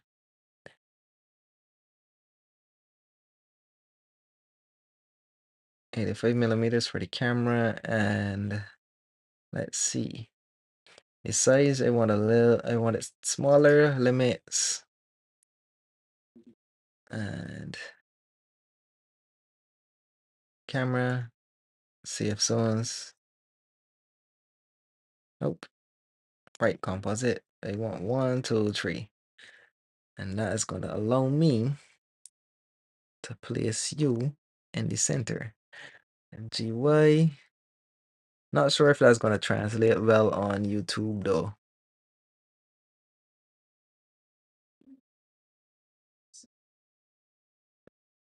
So GY, GZ. Right, so this is roughly in the center of the scene. I actually want to be closer than that. You know, you want to be up close and personal. So let's take that down. And that should be fine. If I preview this, the background is going to be black. So I'm going to leave it like that for now though. Then what I want is to turn on cavities, right? Texture, and that's it. Yeah, I saw a few videos about how to get clients in product niche. There's a guy, Arthur Whitehead. He also recommend. Yeah. Yep. Yep. So that's how you get them. That's how you get them. And then like I said, you can also do things like live streaming and doing YouTube and content like that as well. I look at some of the bigger blender YouTubers, and I find that they have a lot, they seem to get a lot of clients based on the content that they put out because it's always out there. They're producing content, they're helping, they're doing certain things, and clients will be able to see your work as well. So the more eyeballs I think you allow to see your work, and the more you're in the faces of people, then the better you are. So it's just like simple advertising. You go down the road and you might see a McDonald's sign. You might not be hungry, but you see the burger on a poster, and all of a sudden you start to think about food. Or the more often you drive past this thing, like it becomes like, something in your brain, you always remember it. So by posting your work all the time and, creating content all the time, uh, you know, people will be able to see that stuff and, reach out. Because they will know you as the person that is producing this content. So in a sense, that's what I'm trying to do here as well. That's basically what I'm trying to do as well. Trying to put out as much content as I can, and so that persons could see what I do and understand what I do in the process and stuff. And then on top of that, persons could always ask questions too, and learn things as they're going on. Because I don't know everything either, so I will be fooling persons if I believe that I know everything. So that's one of the reasons that took me so long to also produce content like videos and stuff, because I always, you know, I feel like I don't have enough to or know enough for persons to per se ask me things. Kind of imposter syndrome stuff, but again, I try to break that train of thought, and that's why I'm doing streaming and stuff like that. So in the world, I'm gonna bring it all, not the total way to black, but I'm gonna bring it close to black. And you probably saw me right click and go into operations and add lights. Now this is a add-on that I use called Light Wrangler. It saves me a lot of time because I usually used to create my lights by myself. I could show you how to do that, but this is just a lot faster. Um, but so yeah. So what it does, it allows you to For example, if I hit tab, you see it allows me to rotate the light based on where I'm placing the mouse on the product. So again, it allows you to do things a lot faster. You could orbit the product by hitting one, direct mode, you could isolate lights, you could hide lights, you could, do like linking in it. You could change the power of the lights by scrolling the mouse wheel, the size of the light, the distance, the spread. So it puts all of these different things into hotkeys on the screen, which makes things a lot easier. But sometimes I still like to do things manually. So for example, in this scene, I would still like to rotate this on the X by 90, -90, and then I like to use the gizmos here to just bring it down, carry it in the back, and you're starting to get some of the results that we're getting here. Now, for products like that has transparency in them, I personally like, and this is another area about like Wrangler that I like, is because they have gobos built in and HDRIs built in. So again, I don't really have to do all of those things from scratch. But I could also then show you like my process for creating lights at some point too as well. So I like to use this one. And the reason I like to use this one is because if we look down here, we could see that there's this kind of gradient here. And when we look in the glass part here, we could see that we're getting that kind of effect as well. So by playing with this light, by playing with the light, the distance, the closer I get, the wider I make this particular area right here and stuff. So I think I'm gonna actually change the camera to 135 and just move back a little bit. Just a little bit. And as you can see, we already have a slight silhouette. I'm going to bring this down a little bit more. So what I want to do is I want to highlight these parts because we're getting this little shadow in between here. I don't want that light rim going on. So I'm going to close that up. Is it coming from there though? Yeah, it is coming from there. So there's a couple things I could do. I could actually bring this forward and then have this tilt up and then bring it down again.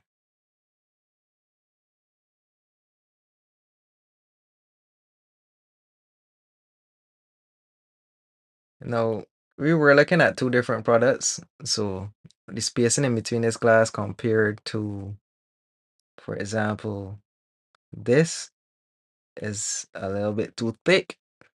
I could fix it. Um, yeah, I could fix it, but in this case, I'm going to leave it based on how far we are right now. And go back to the light. I'm going to reduce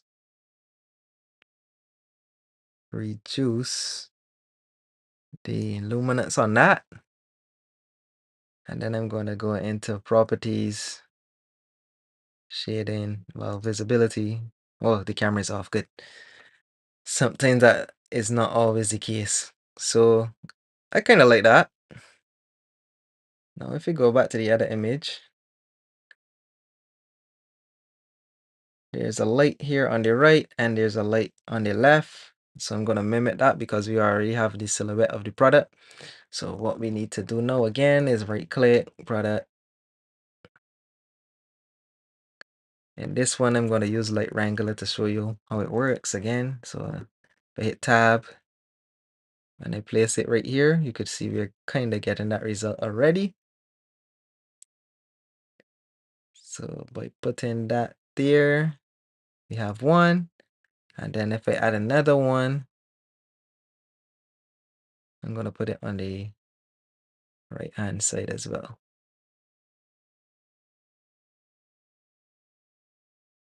So that's 2.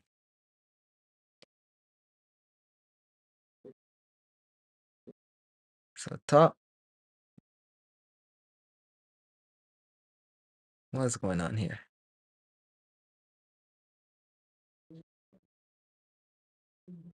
All right. So in this one, I want to look at this because I could then view which side I want the gradient. So here's an example of why I like to use it. So if I hit on this star, for example, it just allows me to isolate this. So if I GZ,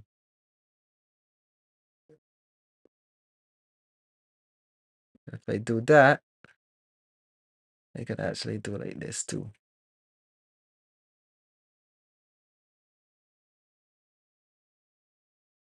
I do that and bring it up. I don't want it that far, so let me just bring it down a little bit like that, and then try to make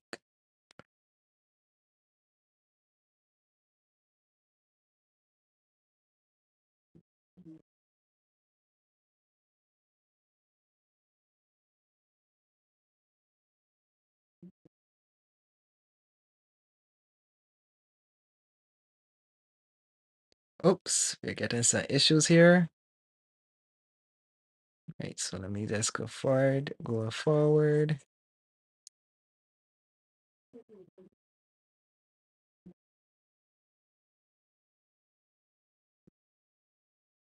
And just let me just reduce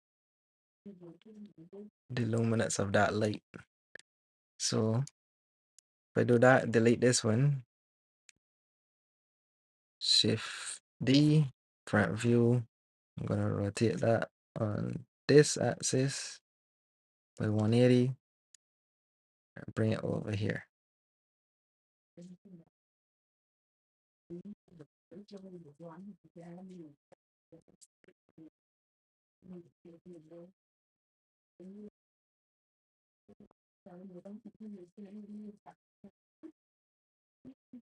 And widen this one.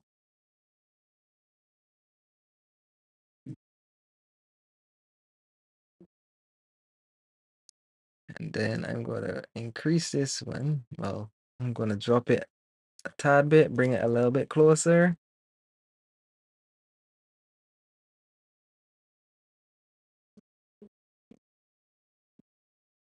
Scale on the X again. Just trying to get, no. Oops.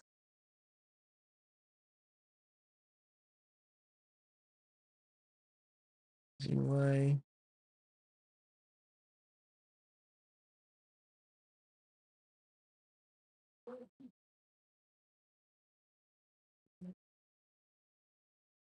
All right, this one, I'm gonna take it back a tad bit again.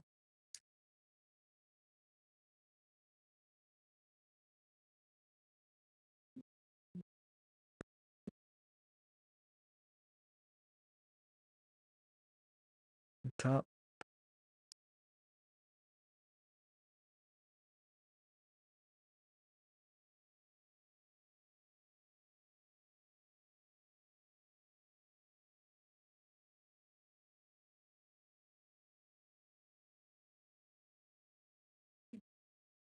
All right.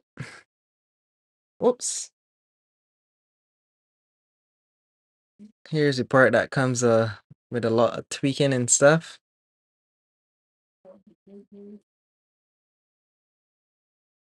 Front.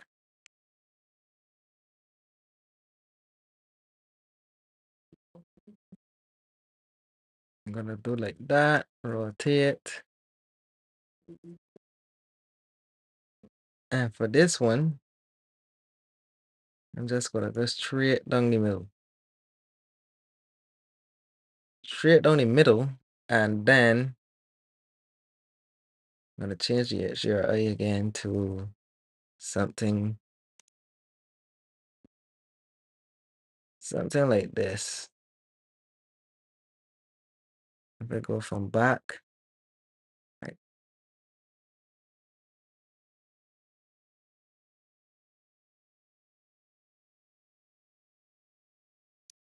we look at these. You look at these. What I want is if I go to that particular light and I go to light linking, here's where the magic begins. Because I could then just take photo ready, add that to the bunch, and inverse that.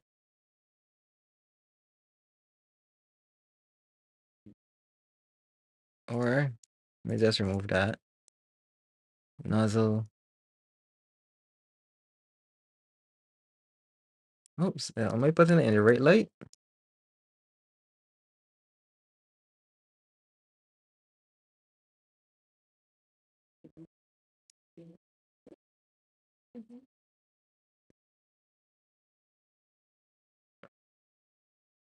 I'm actually going to change that back to a screen. And then change the intensity. I'm going to make it really big. For sure, I don't want the cat receiving anything. I don't want the neck receiving anything. And I don't want the nozzle receiving anything. That way, when I turn on the power on this again,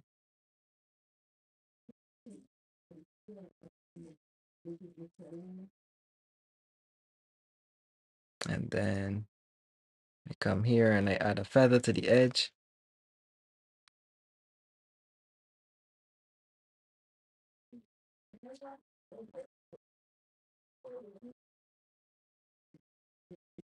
Maybe I should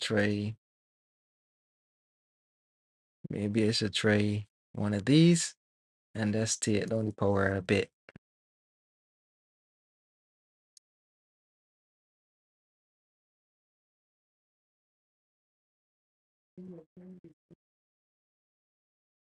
Kind of not getting the result I want. I don't want that. So what I'm gonna do is try to rotate it and bring that up in the ear a little bit. That way it takes a lot of the reflection off of the product itself.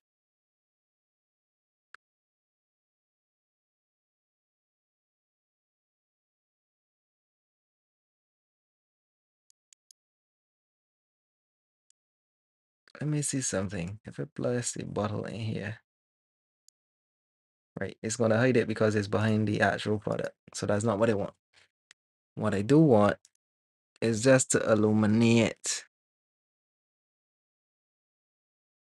You know what? Light pass, transmission. I'm gonna turn this to at least 32.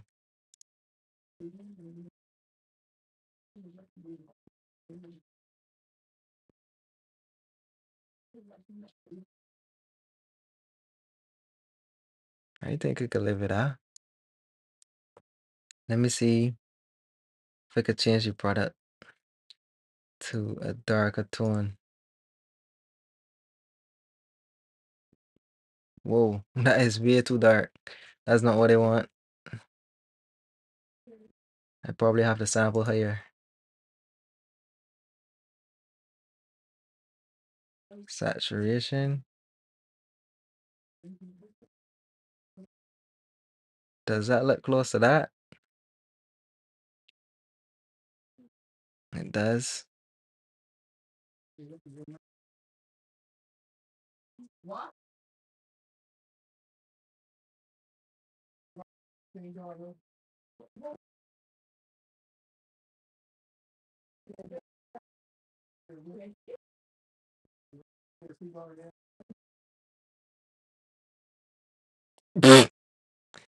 uh, y'all can let me know something. Y'all can hear the background music, background noise. Just let me know if you can hear persons talking. Let me just know What is going on? I am burning up. uh, all right. So here again, here's where all of the tweaking and stuff comes into play. Obviously, we'll have to put a lot more time and resources and effort into fixing a lot of the issues. Um, some of the issues, for example, that I don't like is this one, for example. No, this is good.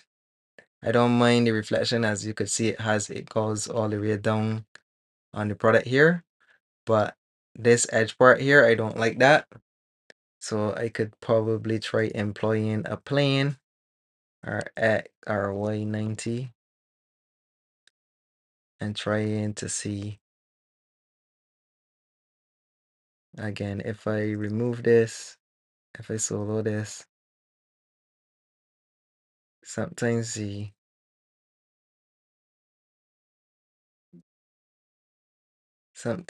actual thing doesn't work the way that I like. Not a thing, but you know what I mean. The add-on.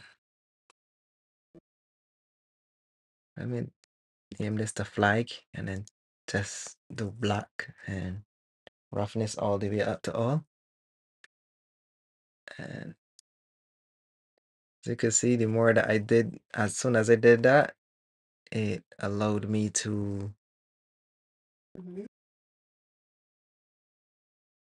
it allowed me to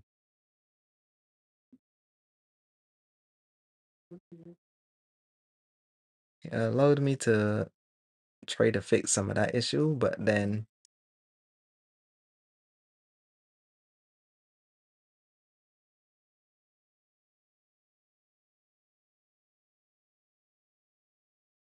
the smaller I make this, probably the closer I take it to the product as well.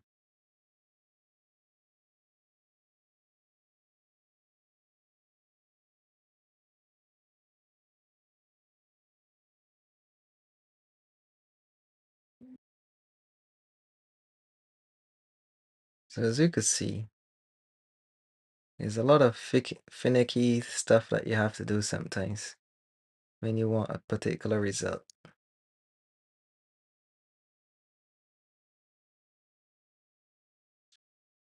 And because I want that particular result where I don't want this black part to be here, I have to do a lot of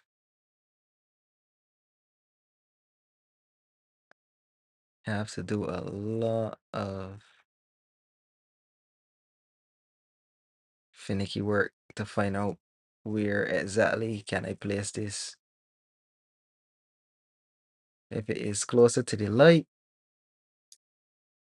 as you can see, the closer I go to the light, it's not working, and then closer to the product.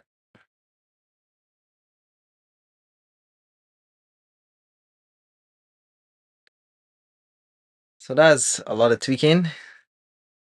If I come back to this other one now and I shift this and I take this across, it's gonna be basically about the same sort of thing that I'm gonna have to try to do. But I don't want to take up too much time with that, because I take sometimes a long time before I actually finalize this, and this stream has been around 2 hours now already, so I don't want to stretch it. It all depends on how you guys like it. And also, I bearing in mind that the room is kind of hot. I know I've been complaining about it a lot, but I'm absolutely serious. It is boiling. It is boiling. So yeah, so let me just turn on. Now I reduce a lot of it.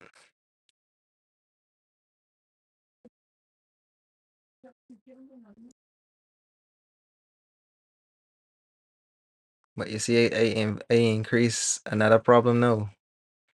Since doing that, I allow these two to then come into this place. And I don't think like linking is going to fix it. I could be wrong. But let's see if it does. I don't think it is going to fix it though. New light link.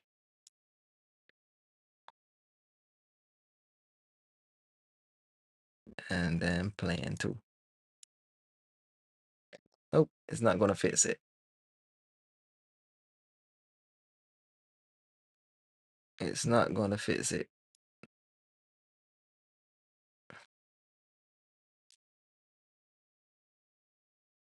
Oh. So what I could do is actually this one.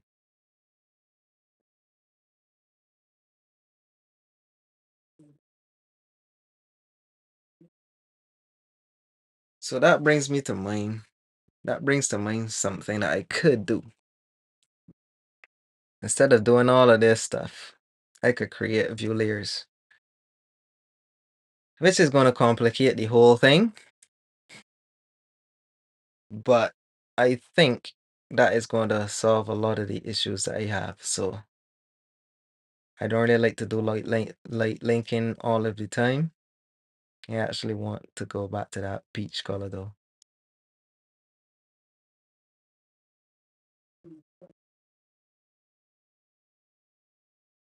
This peach color.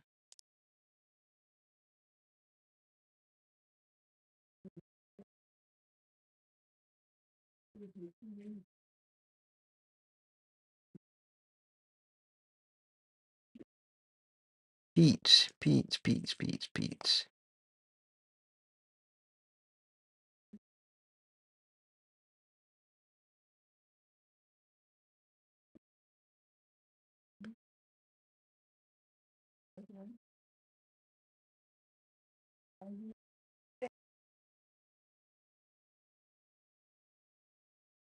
Saturation too high. You know, I had the perfect color before and I messed it up. But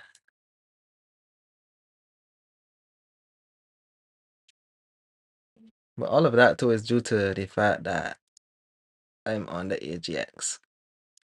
Sometimes I render in Chronos, especially if I want to keep the brand colors the same thing. But I'm going to leave it on AGX and I'm just going to put it on high contrast. Well, let's put medium high contrast. I don't really want that. So view layers. This is another technique that I use sometimes. View layers are scenes. And what that does, it allows me, let me just put these in their own collection. Move LS1. And that just stands for light setup 1. These view layers just allow me to do certain things. I'm not sure if I really want to go into view layers. I don't think this is a necessary thing for the view layers.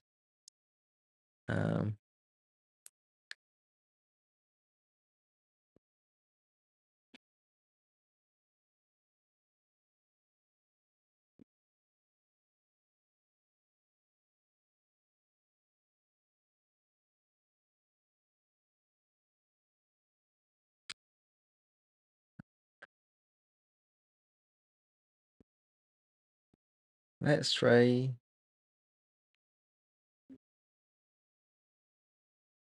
I really don't want that hotspot.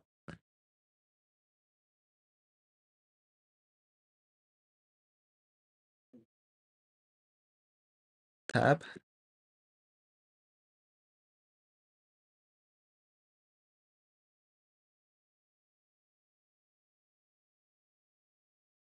Front. Tab. And for some reason it reset all of these.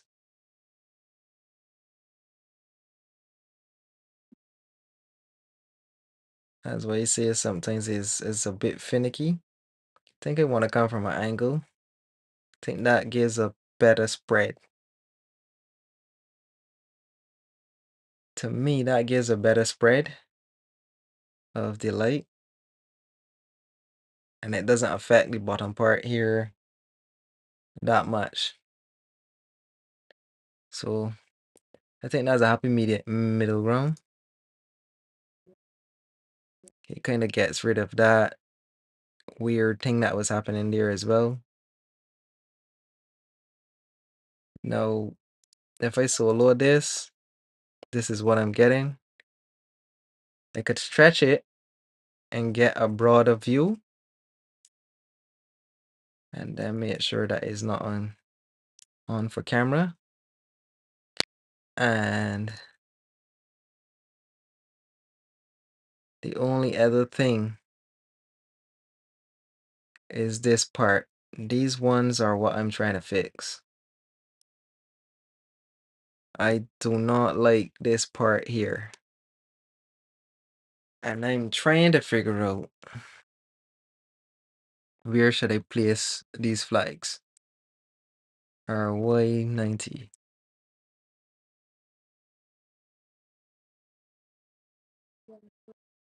So let me just turn off.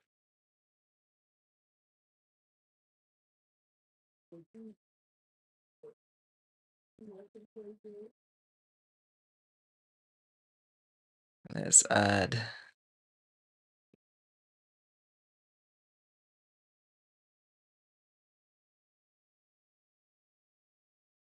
You see, it is just about there. When I come across here, I think what I might do, I might just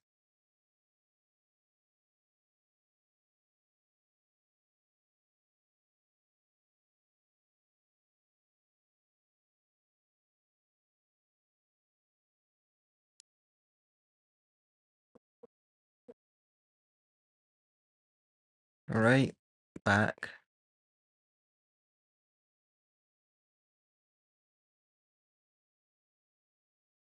There we go. We're getting somewhere. We're getting somewhere.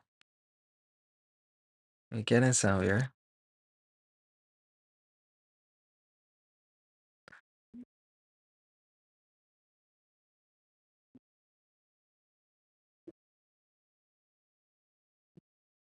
We're getting somewhere.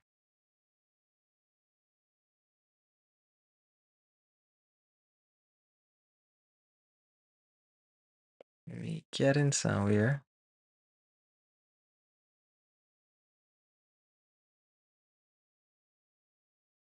All right, I can live with that. What I'm gonna do is I'm gonna move this into a collection called flags. Cause what I'm gonna do, I'm gonna take out the rest of that part with in post production. So I'm gonna take it out in Affinity Photo. I will just paint it out, and let's see how is it affecting. I don't mind that little curvature. I could always paint that in as well. But the flag stuff, if I finish with that the whole day, it's gonna take a whole set of time. Shift D. Gonna do the same thing here.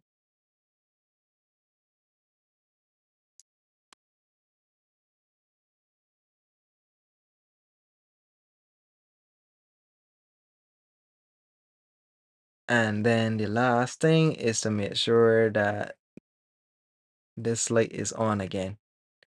Then what I could do is possibly end up coming out here, turning up the exposure a little bit.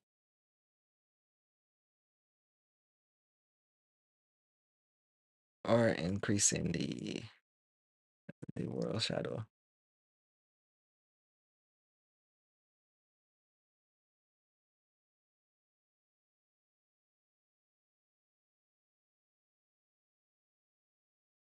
Sometimes I just like to do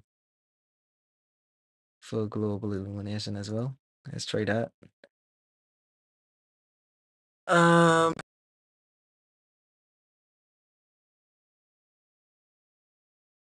I still not happy with that color though. I think I had it right the first time and I messed it up.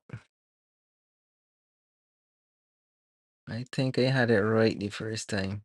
I think it was Illuminance. Luminance. decrease the saturation a little bit. Nope, not that far. And I think we could call that a day. What I'm going to do is just going to render that. Let me just set up my render settings a little bit. I like to go into compositor and set up a few things. Not all the time. And this is just showing the full process. What I like to do, lens, distortion, project, about 20% or 0.202. And then I like to do filter, sharp, and I like to do shadow sometimes, take it all the way down, and then this to around 8, 7. Render settings, I'm gonna go at 1024, and that's about it. Let me just render that to see how it looks. It's gonna probably take a while. Hopefully the stream doesn't jitter.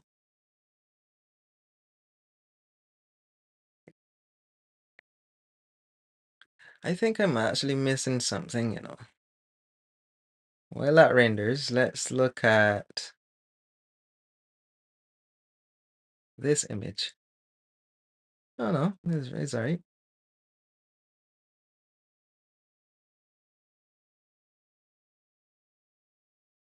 It's all right. Render results.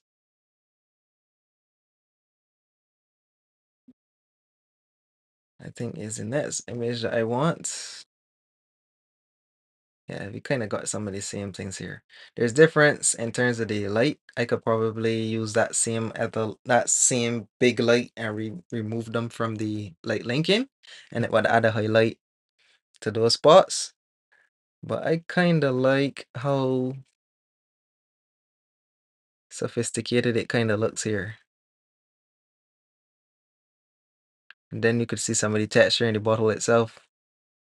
Again, let me just paint out some of these things. And I see an issue, so I'm gonna exit. Again, look how dark that part is. I kind of messed up just now where I increased the world background. So if I go back again and I do render,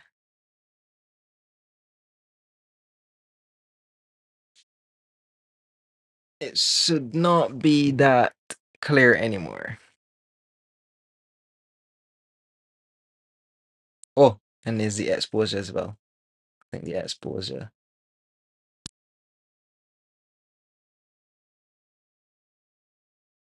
As you can see. So I'm gonna leave it, and then again my screen brightness is a bit low too, so it actually looks okay here. If I turn off these flags, right, fine. Now my laptop is screaming, which is contributing to the heat in the room. But this looks fine. It looks fine to me. Kind of gonna render this out. Just show you a preview. After that, add it to Affinity Photo for slight production and post-production. Nothing too crazy. And yeah, probably create some other things with it. But after the Affinity Photo part, I'm just gonna end the stream there. And again, see how often I could do some streams.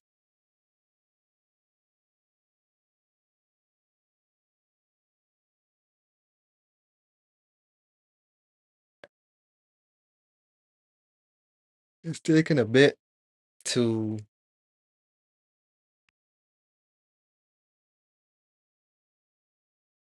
not just to render, but I lost my train of thought.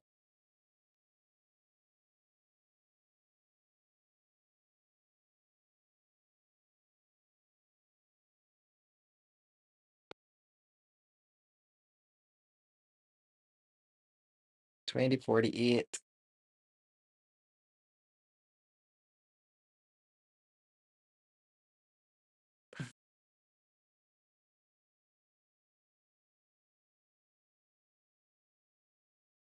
Let's just check Behance. Don't send. Oops, wrong page.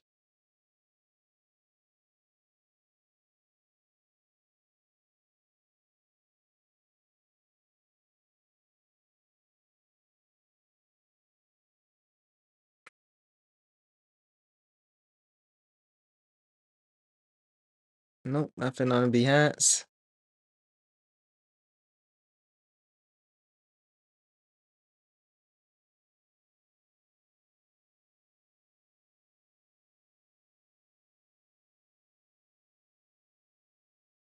Well, at least I know the stream works. Because again, this was a test to see how it works.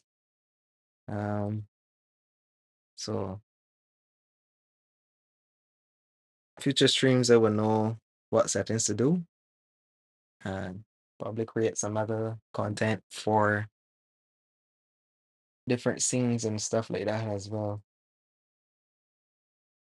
Because they only have three, well, four. So four. So yeah, this is it. Let's go to compositing and use background image of viewer node. The only reason I'm doing that is to just see. All right, that's definitely too much. We don't want one.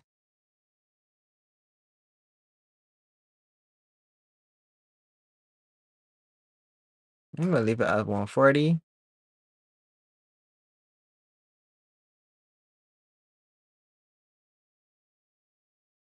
All right.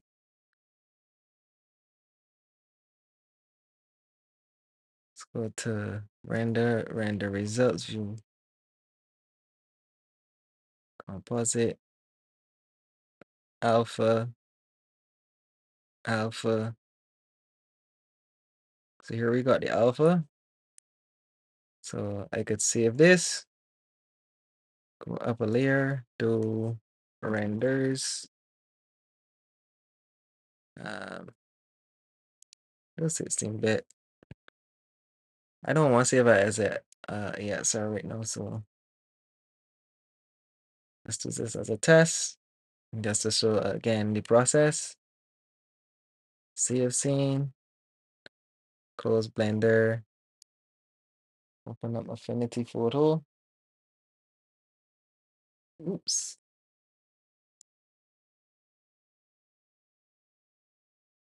Open. Oops, almost opened the wrong thing.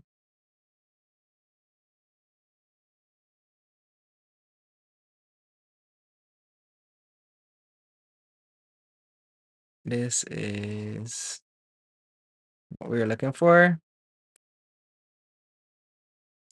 Here, renders. Oh,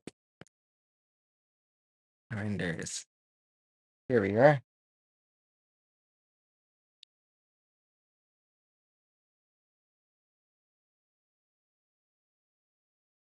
So from here, simple.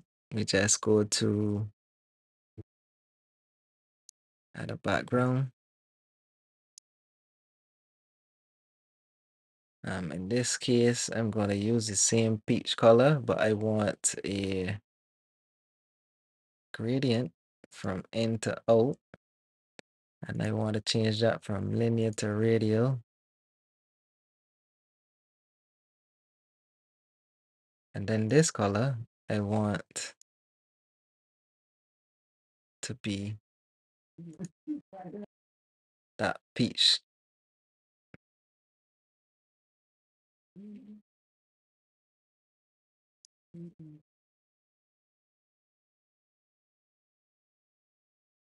Yeah. Uh-huh. That's not keep noise because no.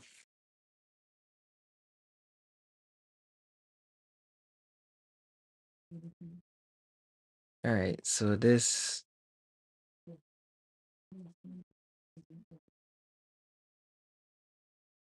that's this staple that I like to use, add a little noise above. 10% is fine. I think in this particular case, I'm gonna drop it a little bit lower. I'm gonna add on sharp mask.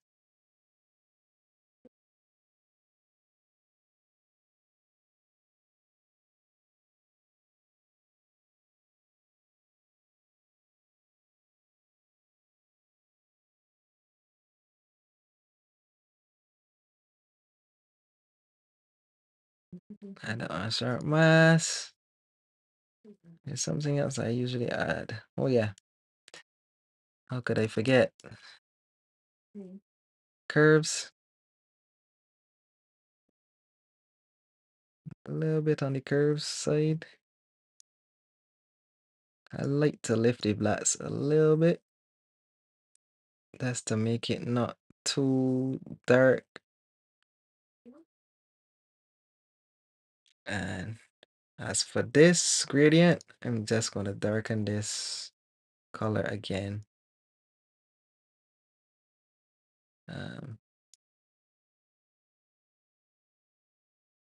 On the lightness side.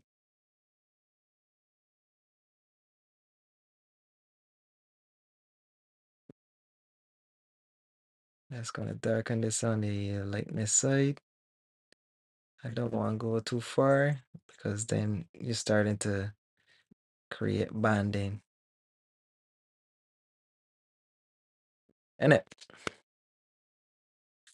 So let's go back. I want to just tweak this a little bit to make it a little bit softer.